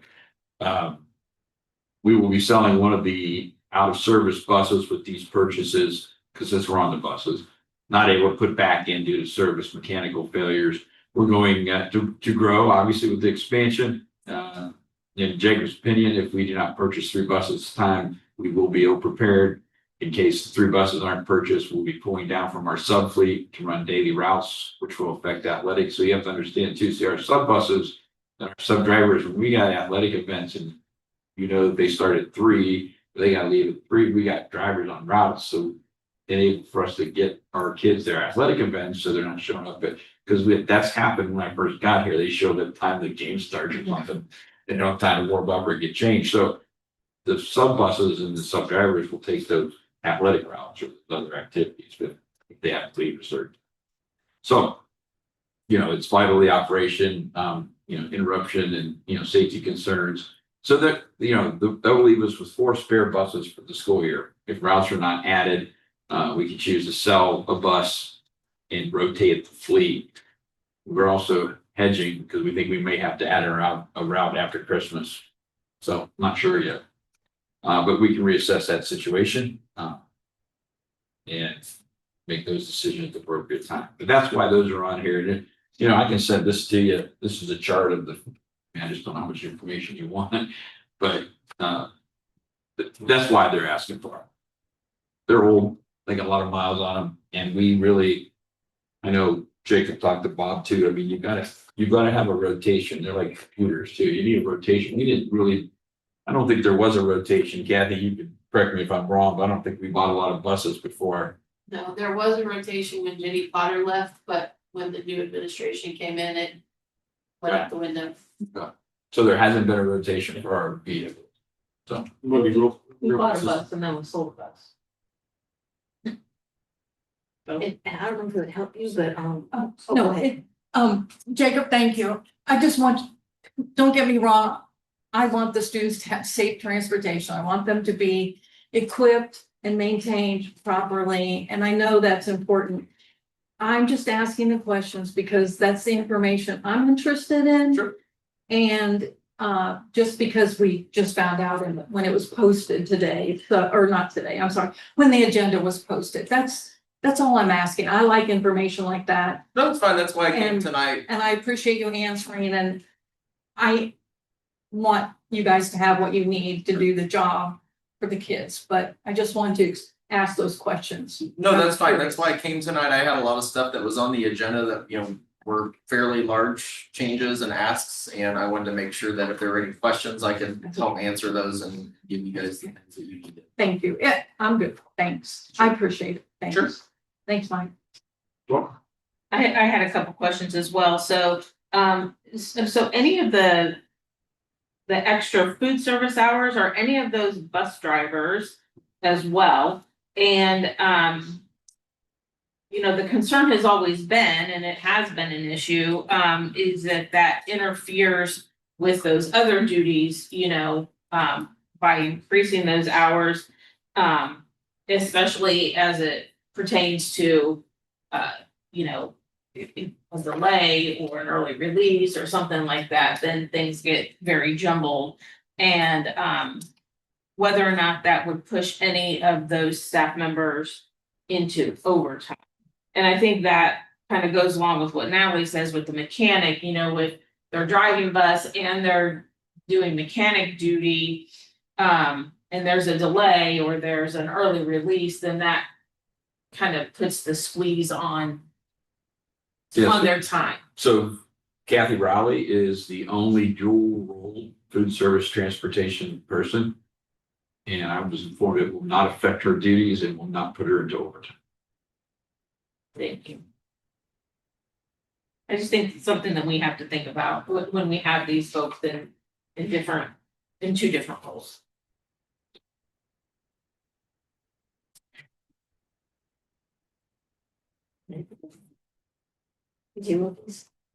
Mr. Beef, Yes. Ms. Skipper, Yes. Ms. Leskowitz, Yes. Mrs. Butler, Yes. Mrs. Donovan. Yes. Now, do I hit the C while we're here? Yeah. We don't read it. That was a- So it was the supplemental. Did you have anything else?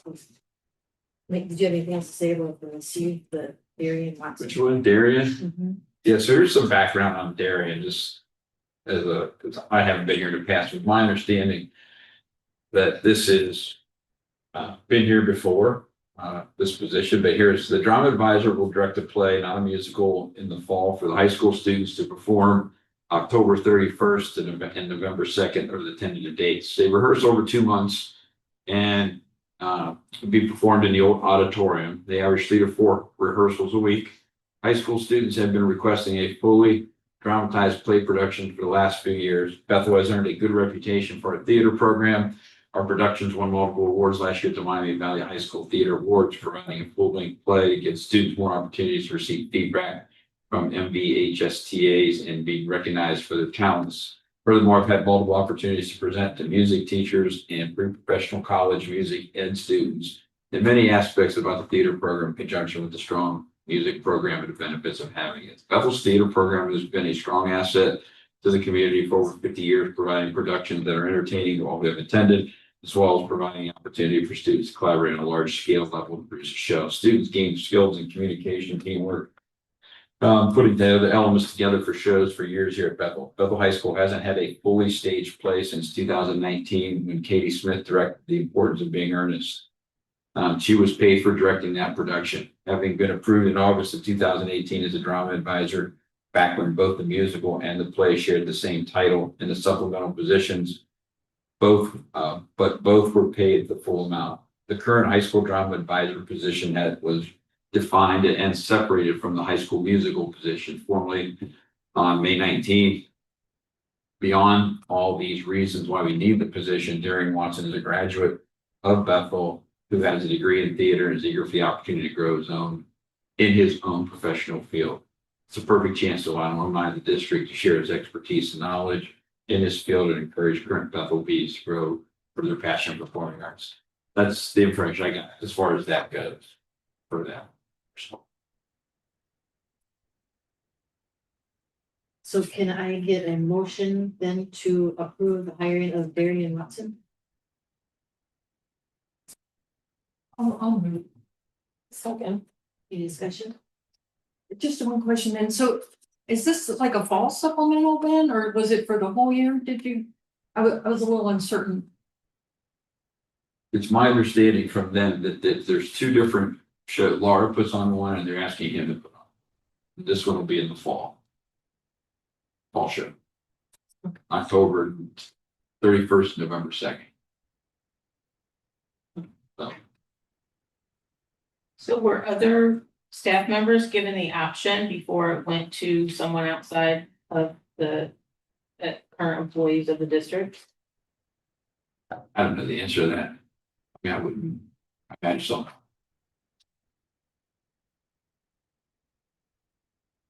Anything else? Take roll please. Mr. B, Yes. Mrs. Leskowitz, Yes. Mrs. Butler, Yes. Mrs. Donovan, Yes. Mrs. Kipling. No.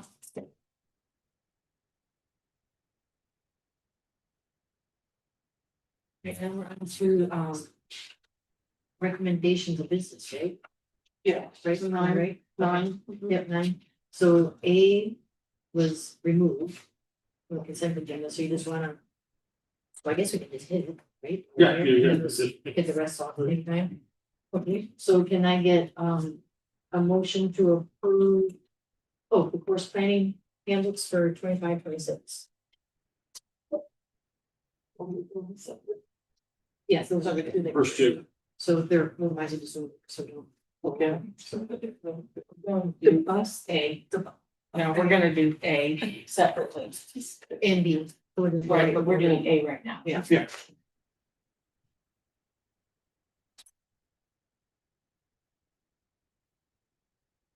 Let me. I'll move. Second.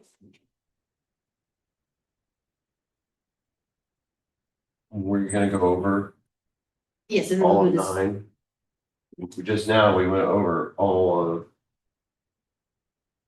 8, went back. Right, because it was C, but this is A and B, where it doesn't matter, but A and B were removed from the consent agenda. So since we're right here, then we might as well just hit A, hit B, and then C and whatever else follows is all. Will all be all together. Okay. I'll second. Okay, and discussion? Yeah. Is this something we could table? Well- An item that we can table?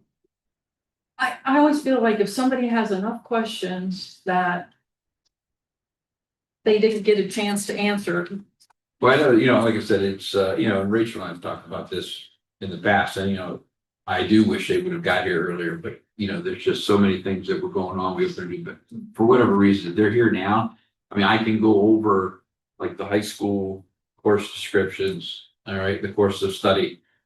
Let's go through these questions, right? The engagement seal, because what we can do is from a functionality standpoint, we can approve the handbooks and the descriptions. We can go back and fix a typo, or we can fix this or that, but there's been several iterations of these, and like I said, we've got a 5-6, which is a new building and different course offerings and all those things. So, but these are some of the questions that came up today, the engagement seal, the financial account was closed out and there was no advisor, so the flag advisor and color guard advisor, we will remove flag advisor. Clay shooting club is not a school sponsored activity, therefore can't count towards the seal. That's what we talked about, recognizing that moving forward. The vow and sow, we've had this conversation as a board earlier this year about vow and sow. And I do think that, previous board debated and approved the current vow and sow. We did approve that. I mean, am I a huge fan of, 15 valedictorian and salutatorian? No, I mean, I like 1 and 2. How many times you just carried out past the decimal points till you get it right. But I do think that's something that you need to have a conversation. That's something we need to have a conversation now for next year, not changing it this year, because I just think it would cause a lot of there's a lot of bad things that can happen and, you change it that year. And I also think that the policy committee should take a look at that and start to engage the policy committee on that. The novels, it doesn't say it will be based on New York Times bestseller. It says loosely, which allows room for not using books that may be controversial or liberal. Algebra 1 will remove the word prerequisite. Calculator question, we have classroom sets of calculators that are used. Band, any student can be in band that tries out, those students turned away. Sociology, there have been at least 3 different instructors in the last 8 years. Current issues, Drew Besco is not teaching the course.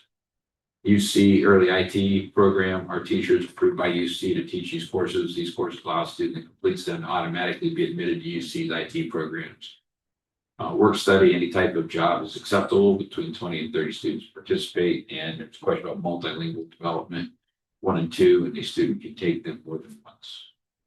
Those were the handbooks. The 5-6 handbooks, the second paragraph, ELA was a year-long course. We fixed that. I got fixed. 6th grade honors, should be ODWs fixed. Creative expressions needs a period. We fixed. So the typos all got fixed today. And that was in the handbook. No time for the kids to go from 8th period, 1st period classroom for dismissal, but there's 252 to 255. No cell phones. We're just not having cell phones this year. So I mean, they're gonna be told from the beginning, no cell phone, period. I understand that that's what they're being told, but this is the handbook, and this is what parents, this is what goes out to parents. And this is what they're gonna come into the classroom or into your office with and say, but in the handbook, this is what it says. Not sure, yeah. So, And I had a I parent think meeting that's today. where it needs to be correct. And it needs to be what we say it's gonna be before we approve it. Because if we're approving it, then we're saying, this is good. And it's not. And that's where I have an issue with it. So like I told the parent today, I said, we're gonna lock them up. Not seen or heard means they're gonna be locked up. We're gonna put them in the locker and that's where they're gonna be for the whole day. And, you know, wasn't the answer they wanted, but we're gonna lock them up. But I thought all the handbooks had it. Are you saying the cell phone isn't in the handbook?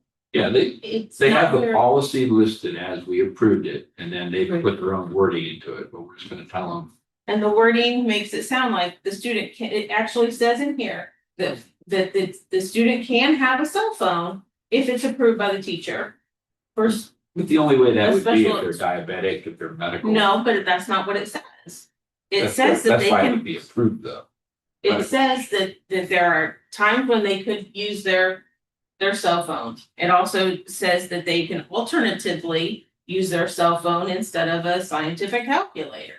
So, there are instances, I spent a lot of time going through these and there are a lot of things within the handbook that do not jive with what we have said as a board previously. So that's where I don't think these are ready for prime time.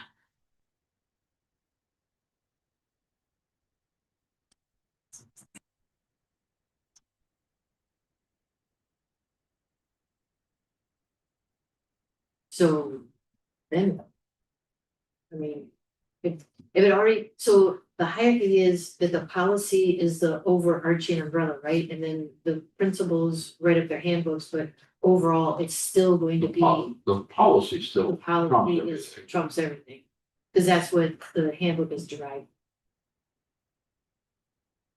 It says, so in the 5th and 6th grade student handbook, it says school employees may grant temporary permission for extenuating circumstances in which a student would be supervised during cell phone use.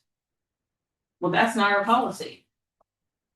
Our policy says it's locked up, they can't get it if they need a phone, they go to the office, whatever. But I think it's unfortunate that we do not have the time to look at these in a very in-depth way before they're sitting here in front of us to be approved, because there are a lot of things in the handbook that do not make sense. Such as this one you just read to me.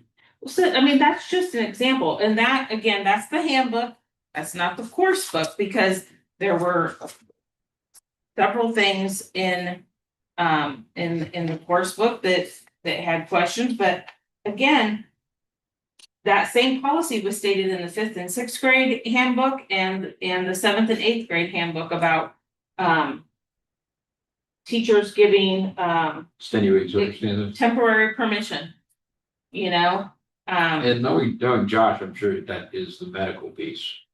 that was out separate. That was also in there. The medical piece was also in there. We've got to be able to do that. I understand that, and I agree, and we talked about that being, an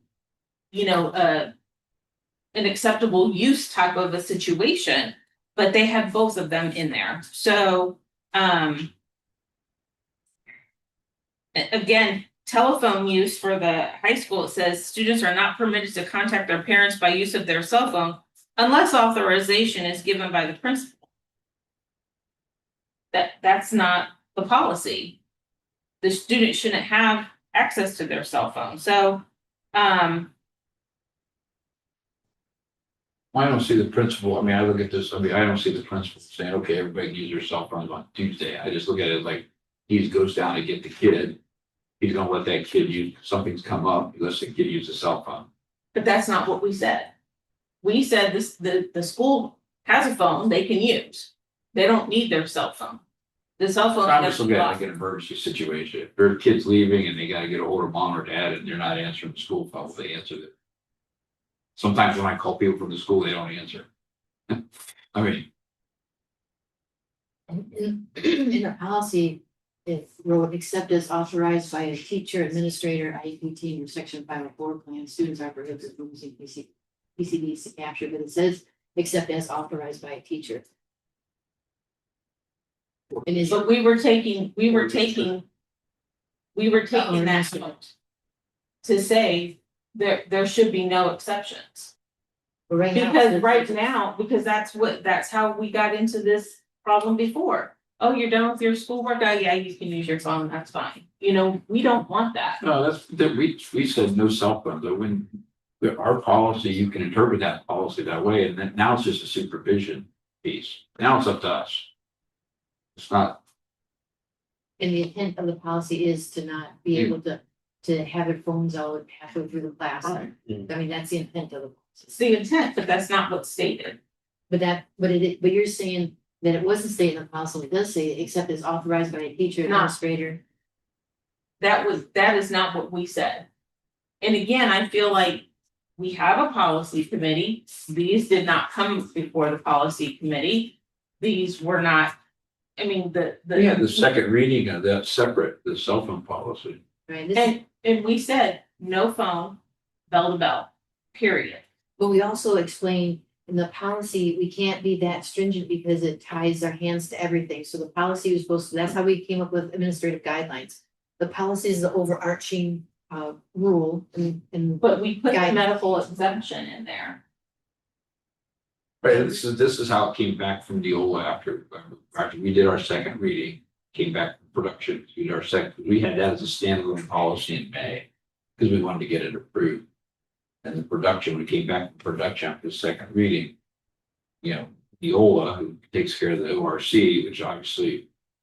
High revised code, which obviously is going to be law in January anyway. That's what that was. That was the way it was set up. It still gives us the ability to say no cell phones, and that's what we said. That's what we told people. That's what we put on. That's what we put on our correspondence. I'm gonna send out a thrill share. It says, reminder, school starts Tuesday, no cell phone. I mean, we've been pretty clear about letting them know all that. I just feel like the policy is not very clear. It leads to some, it could lead to some workarounds. So, I think that it kind of back to the Val South thing. I mean, if we're giving students the same amount of credit for an A+ and an A, why? It's not the same grade. That, like, to me, that seems like, it seems like something that we should be highlighting that A+, you know, and maybe this would clear the way to not have 17 valedictorians or Also whatever. weighted grades, right? I mean, Well, that's another issue. that's another issue too. I agree. But again, you know, how can we say that an A+ and an A have the same value? They don't, and they shouldn't, at least in my opinion. But, you know, by approving this, that's what we're saying. We're saying, oh, it's okay. It's okay if you get an A. We'll give you the same amount of credit or points as the student that got the A+. And I Well, just see, don't think that's and the right. problem with and I agree with you, but this is a conversation I think you need to have with parents over the course of the year. Saying next year, this is what's gonna happen, and you need counselors involved, you need staff involved. Because you have kids now that won't take an AP course. You know, because there's no benefit. Mhm. If I take an AP course and it's weighted, I get higher, GPA, right? But if there's no benefit to taking it, why would I work harder? But our course book also says that we weight grades up to a C, but yet we have it listed out that we are weighting grades all the way down to a D-.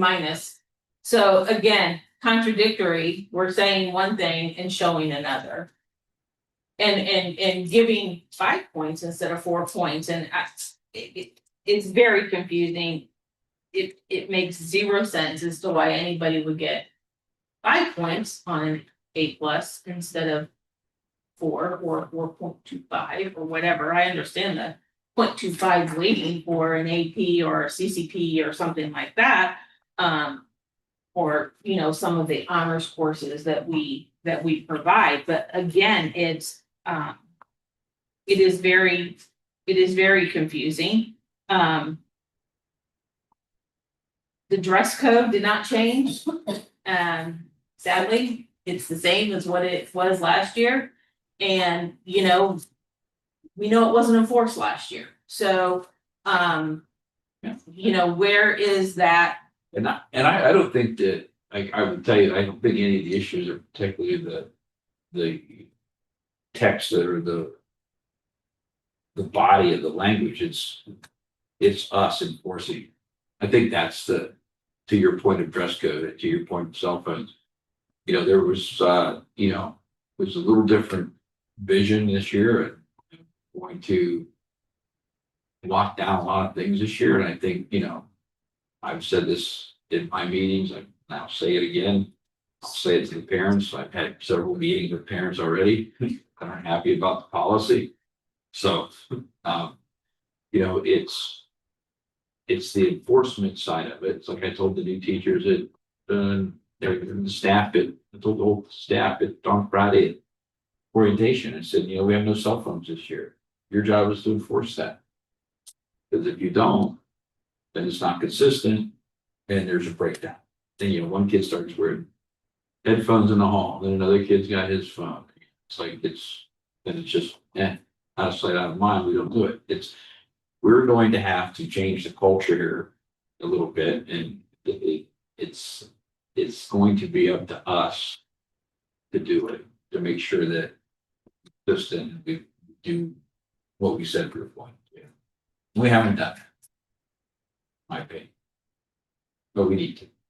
And I agree. Again, you know, I think that There's lots to do. There is lots to do, and it becomes more difficult when our administrators are not here all day, you know, if they're offsite. And I think that is a concern. Only because in the past, it's not been adhered to.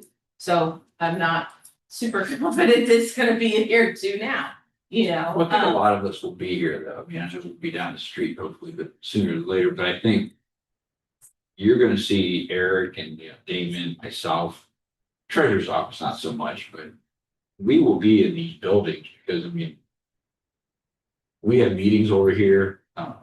You know, we have things we need to get done over here. You know, Eric, Damon's staff's all over here. Eric's people are over here.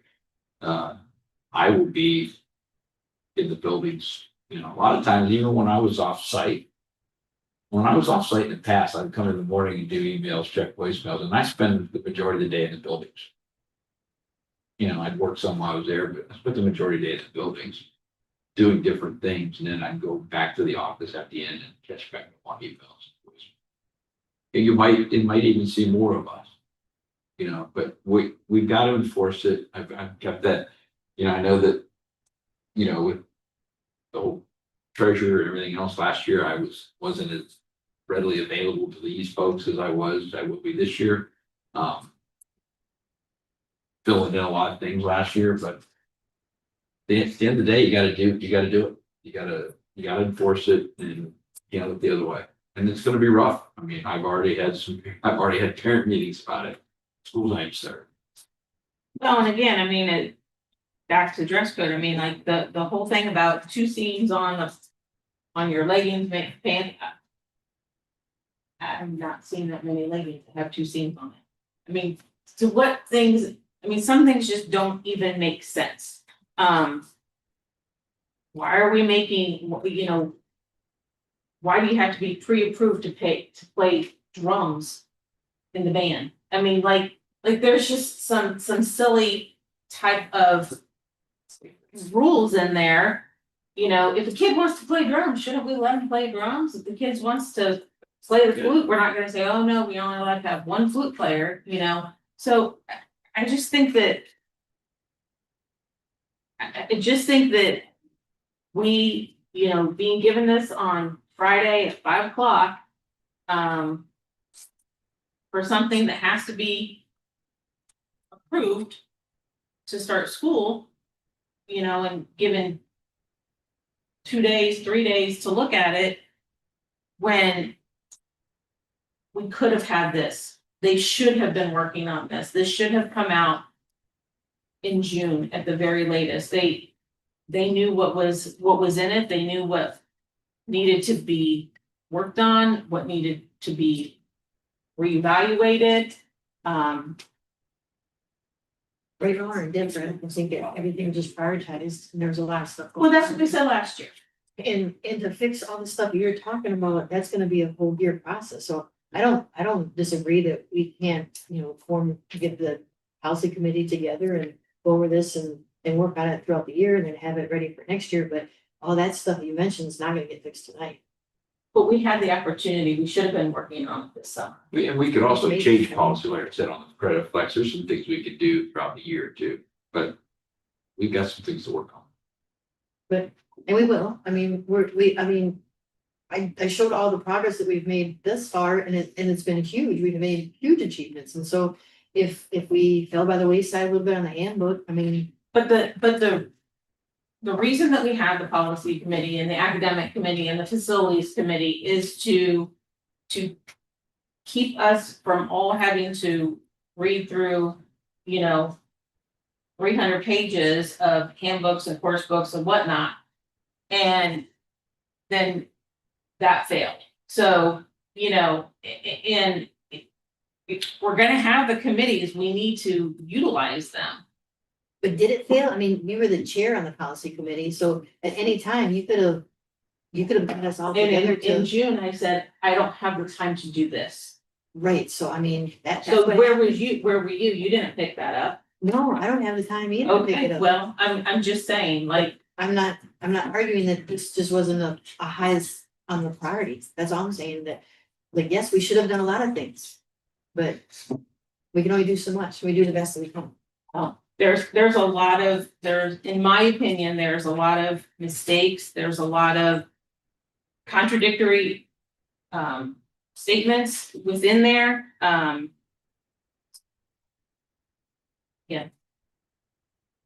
Mike, what would you say about this? I don't see a resolution coming right this tonight about this whole thing. But as I was thinking about it, these are very specific handbooks for specific schools, and within the handbooks, there are specific areas. Wouldn't it be maybe a building committee where you get staff together to review their sections? Because there are things that, like drums having to get approval. So the music department could That's a good review idea. the music sections and say what applies, and then coalesce all these things into that building handbook. Then we would be able to go over what their recommendations have been, making their building function at a level that is workable, that does away with some of these things that are fiddly and weird and don't make sense, but that they could really look at their section and dissect it and say, this doesn't apply anymore, but we really could do this. And do you think that this would be a place where this might work? Oh, that's a really good idea. I mean, that's a great idea. And I Yeah. think that there should be some standard things that apply to everybody. And it shouldn't change from middle school to high school to elementary, like the dress code should be the dress code, no matter what. The tardy and drop off policy and all that stuff should be the policy, no matter what. So, I don't know, there's just a lot in there. Does anybody have the appetite? And I don't know if there's a huge impact. Do we have time? We have a week? Do we have the appetite to table it for tonight, to work on it a little bit? I don't think that we should, I think that it should be done at the building level with the people who are who really have insight, because we can sit and chat about it, but we're not using one of the stakeholders that really need to have input. I'm sorry, I didn't really, maybe what I said, table it here and send it back out for the work to be done. It is a critical time of year. I mean, I don't feel that it is respectful to load this on to staff who are days away from launching a new school year, to have them look at this point. And they're still setting up their classrooms and they're still getting ready for the students and they've got orientation, open house. I don't either.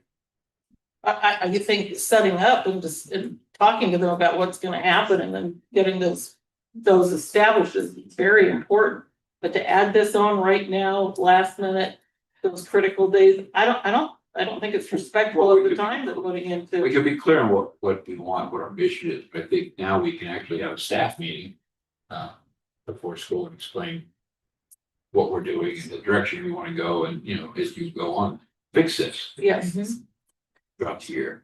The balance out, have the conversation with counselors, have the conversation with people.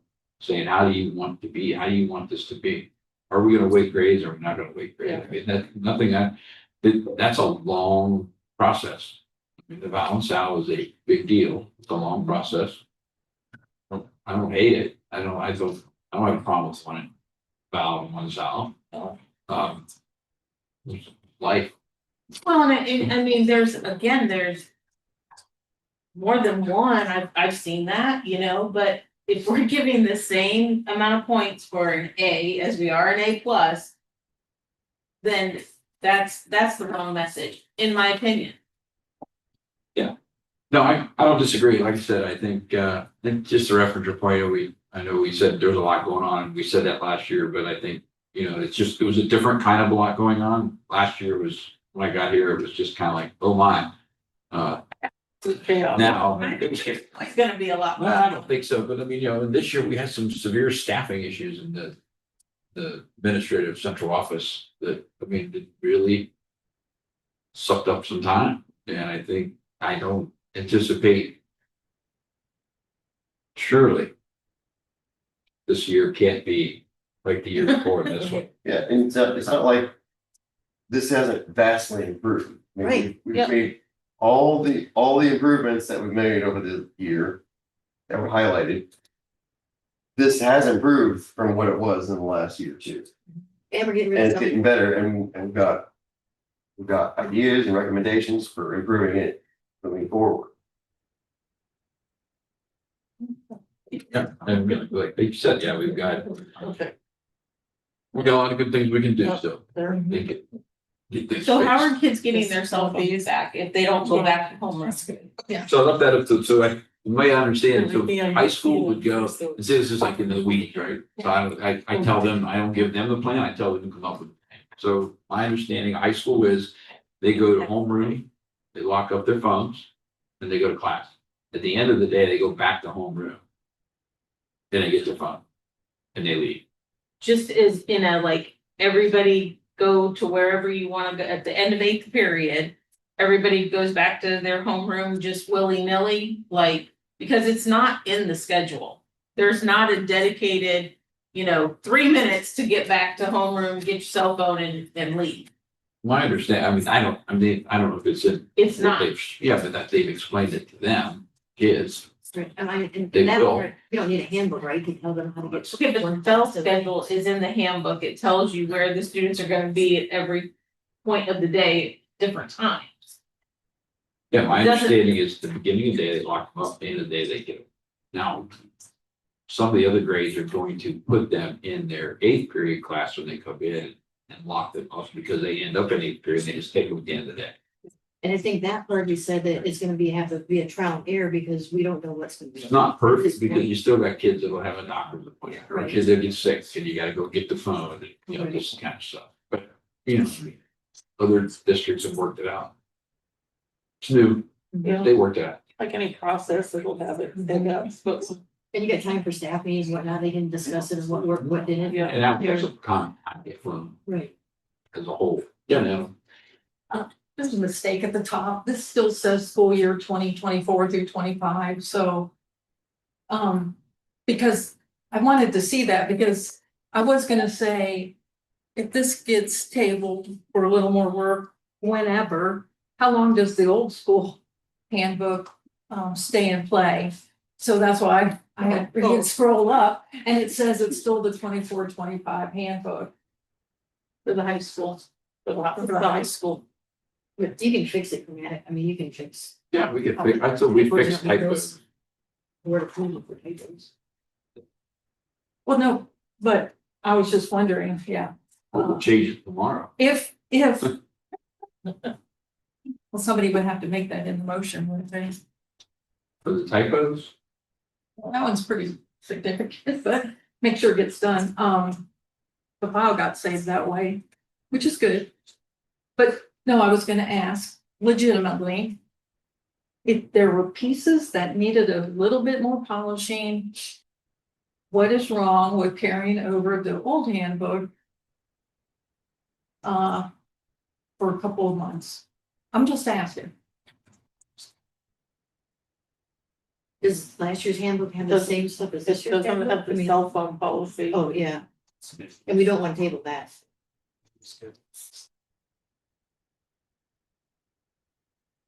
On day one, we want cell phones out of the kids' hands. Guess it's maybe the other one. So right, I mean, technically, right now, we are on A, which is the course descriptions. The handbooks are B. So. Am I not right? Or the cats, let's go. Well, either way, we just don't have to have that discussion, we'll get to B. But We have a motion and a second on A. I just think that, again, I mean, let's call a vote. Not waiting for you. You call a vote, you get. We're calling the roll on A, I think. Mrs. Kittler, No, Mrs. Leskowitz, Yes. Mrs. Butler, Yes. Mrs. Donahue, no, Mr. Reed. Yes, Then can I get a motion to approve the student handbook for 25-26? I move. second, Discussion? Maybe we're ahead. No. Call vote, please. Mrs. Leskowitz, Yes. Mrs. Butler, Yes. Mrs. Donahue, no,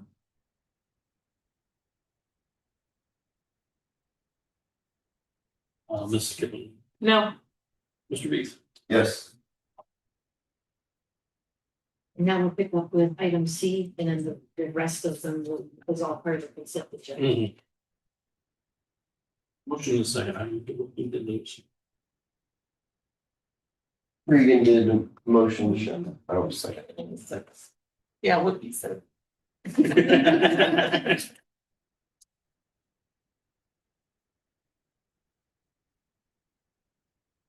Ready? Roll. Like the board approved the bus purchases, 2 83 passenger buses and 1 special needs bus.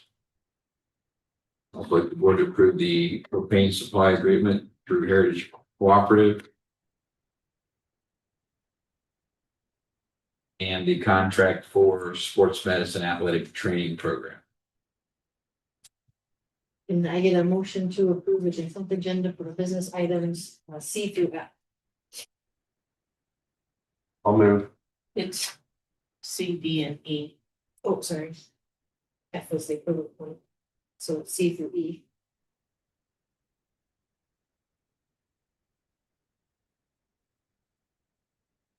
Is somebody saying? I'll second. Any discussion? And tables? So I had some questions. So. Just to kind of go back to the bus purchases, I mean, I agree with Natalie in that. We certainly want the students to be in good buses and whatnot, but 3 in a year is a lot. And then I know this was before you all's time, but you know, we did buy a bus and sell it, so that was. Crazy. Anyway, yeah, and then the athletic training agreement, with Kettering. I mean, that's an $84,000 package. Do we really need that? I mean, that seems like a lot. Yeah, so here's some background on that, okay? Kettering Health Training Services, it's a renewal contract due in 24-25. So where we receive 1.5 athletic trainers to provide appropriate care and coverage for our events. A part-time certified strength and conditioning coach, as well as several services and offerings that benefit more than just our athletes, but rather our staff and district as a whole. The main package, in addition to the gold package, has tremendous value to our athletes' health and safety. Additionally, we have been with Kettering for longer than, what, 5 years? Longer than I've been here. Okay. It was a bit of a sticker shock when all the hospitals changed their contractual structure in 24-25. But all of them, hospitals, are now charging the schools where in the past they were not. Nature of the beast, but to say that when we get what we get for $81,000 gold package included is not beneficial to our athletes or district. And what we get is very little return. We disagree entirely. We get 2.5 staff members who serve our student athletes and provide them with tremendous injury care and preventative services at an average rate of just $32,400 per person. Not to mention, we do not cover any other employees' overhead costs the hospital does. We just cover the services they provide, services that they were to suspend can greatly open up the district to significant liability. That's the background of the health contract. I know that all schools use trainers now. I mean, we're growing. I know that we've got more athletes, we've got more sport offerings, but that's the background on Kettering. And it is nice to have a trainer up there too, because they're watching for the concussion protocol. They do ice baths, they do a lot of the watching over the kids when they sprain something, strain something. Yeah, kids getting dinged up. Mm-hmm. So I mean, And to keep an eye on them, they make sure that they don't let them go back in too soon, they make sure that they're checking them, they're watching them, so. Our trainers work hard. Mm-hmm. They're fantastic and they're The very. grass doesn't grow I into see. them. I see them down here working outside the training room out here on kids all the time, like Mhm. after school and stuff. Yeah. And they tape them and stuff before games and they do a lot. It also helps to have a trainer call the physician too, it'll get you in faster, they're able to talk and you'll get better service and it's more timely for our athletes and our students. And in the long run, I think that they do prevent further injury that might lead down to a path where they'll never play again if they continue to play, because a lot of the kids will just keep pushing through it and then have a worse injury. Whereas if the trainer is paying attention and working with them, that they can get back to the sport quicker without really hurt themselves permanently. Is the trainer usually committed just to Bethel? Yeah, we have 1.5, so we have a full-time trainer and a half-time trainer. Full-time is basically whenever we need them to be here, and then we have a half-time just to help with additional coverages. There are times in the spring where we've got a baseball game, off-site, a softball game, and a track meet all going on the same time. They provide additional coverage for larger invitationals that we have. There's just a lot more that they do and what we're getting out of that. In addition to that, throughout the year, you'll see what Kettering Health calls a fellow. It's a doctor that travels around and goes to specific teams, mainly at football games. So we get an actual MD on the sideline at no additional cost. They're there to kind of help and just monitor and make sure some of those higher contact sports. We don't get charged any additional. A little bit of further background to that. Last year was the first year that Kettering Health and Premier Health and a lot of the hospitals in Southwest Ohio and in the state had to start charging. They have budgets as well that they have to follow. Prior to 24-25, we got our athletic trainer at no cost, $0. And Kettering gave us $15,000 a year to help offset some of our costs with weight room renovations or medical equipment that the trainers would need. That was a very standard across the board thing that all the hospitals around here did going into the 24-25 school year, just to help offset some of their costs. And if we did not do that, then we would have lost our athletic training services, which again would have opened us up to potential litigation and stuff from injuries and not having appropriate coverage to monitor that. Are we required to have an athletic trainer? You just said it would open us up to lawsuits if we didn't have that. So, yes, I can't speak, I can't say that 100% we are required by but it is the OHSAA, the Ohio High School Athletic Association said it is highly recommended to have a certified trainer available for all athletes for that reason.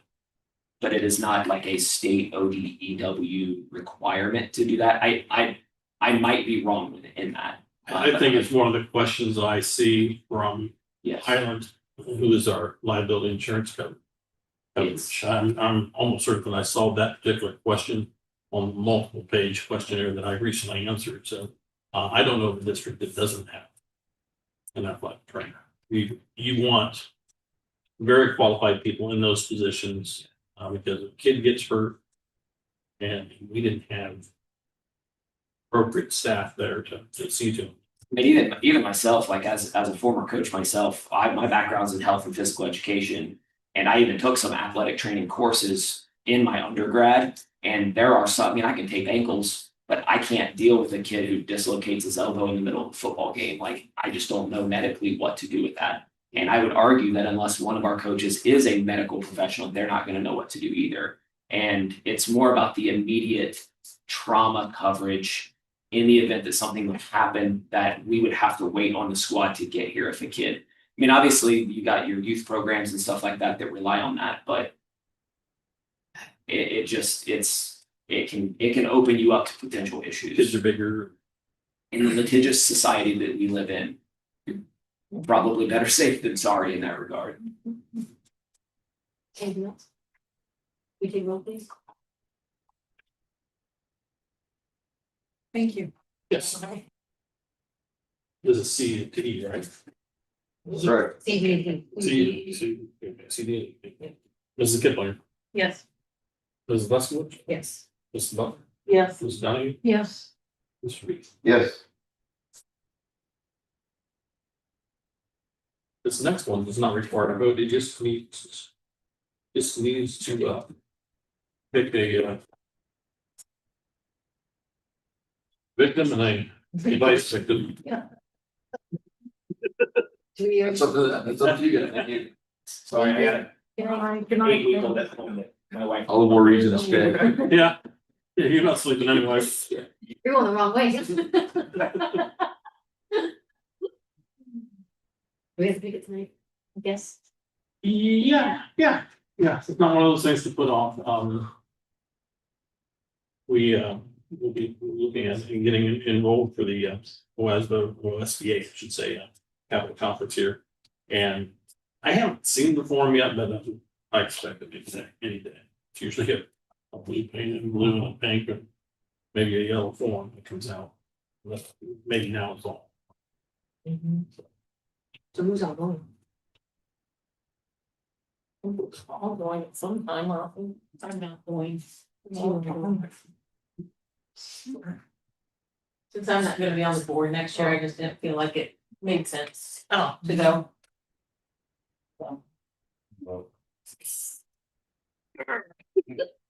It'll be YouTube. Oh, Well,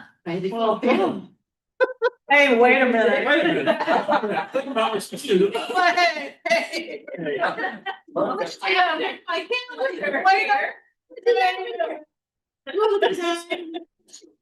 Okay, I guess it's us. It's one of YouTube, so. Rock, paper, scissors. One's the big Yeah. dog and one's the little dog. You're gonna be the delegate now? Yeah. Alternate? Yeah, great. I'd love that. You had Sarcasm or not, she said so you yes. sat through that meeting. Well, I've just been on pins and needles.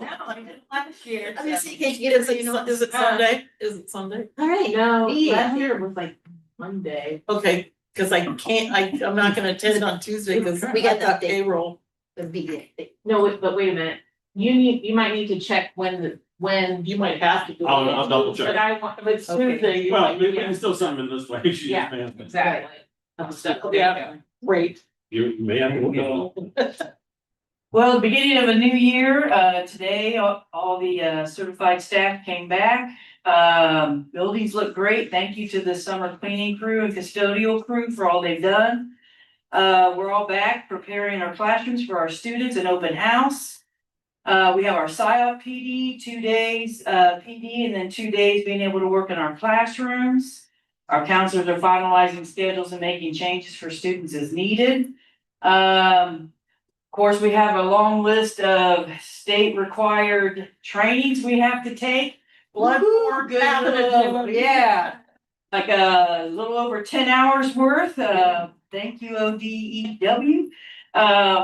Also, want to thank those that voted for the drama advisor because it is part of the negotiated agreement.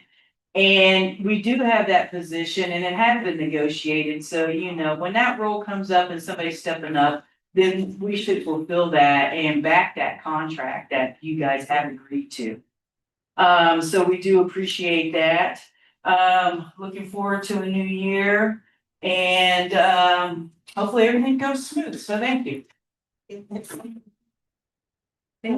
Technology committee? Anything? Facilities committee? Is there anything you wanted to add, Natalie? Just gonna reiterate that we're meeting at 6 p.m. here for the facilities committee on Wednesday. The 2 nights from tonight, the 20th. So we'll probably summarize the FMD and the OFCC presentations and pick up on a regular agenda. So if you want to attend or can, that'd be great. Thank you. And Jason, did you send them the? Yep. Okay, so you got the PowerPoints now. I'm You got sorry. the PowerPoints from tonight for your committee. Yes, please. It's already. Yeah, that's it. Oh, thanks. You already got those and Tim will be here, so Thank you. Tim will come down. Oh, I'm sorry. And Tim will be here. Okay, Yep. thanks. Yeah, Jason thought he had it covered, so that's good. Thank you. And the committee? Well, Well, Eric's gonna what take. Eric, Eric. we'll talk. Eric knows he's on the committee now. Okay, I saw that, now it's in print, Yeah, so he was watching the last board meeting. He texted me afterwards. He goes, thanks. thanks, You're welcome. He doesn't the same. just because we love him, you know, Another opportunity to accept. there we go. Policy committee, I guess Neola has an update coming soon. We've got a couple, so we need to start, we'll start plugging away at those two. We'll get caught up. We haven't got two this year. But I mean, we're not way behind. We're caught up, so. If I can, so the finance committee should also be on here and it's not. Oh. It is missing. So Does the finance committee have any? I think that, well, now that we're through the Mess. closing of the year, I would like to try to get something set up, so I'll send out a what is good or something like that. Okay. We don't have any more public participation, but we do have an executive session. So can I get a motion to go into executive session to discuss preparations for conducting or reviewing negotiations or bargaining sessions with employees? And we don't anticipate any business happening afterwards, but there's always a slim chance, so I'd like to say that. I'll second. And we can vote, please. Yes.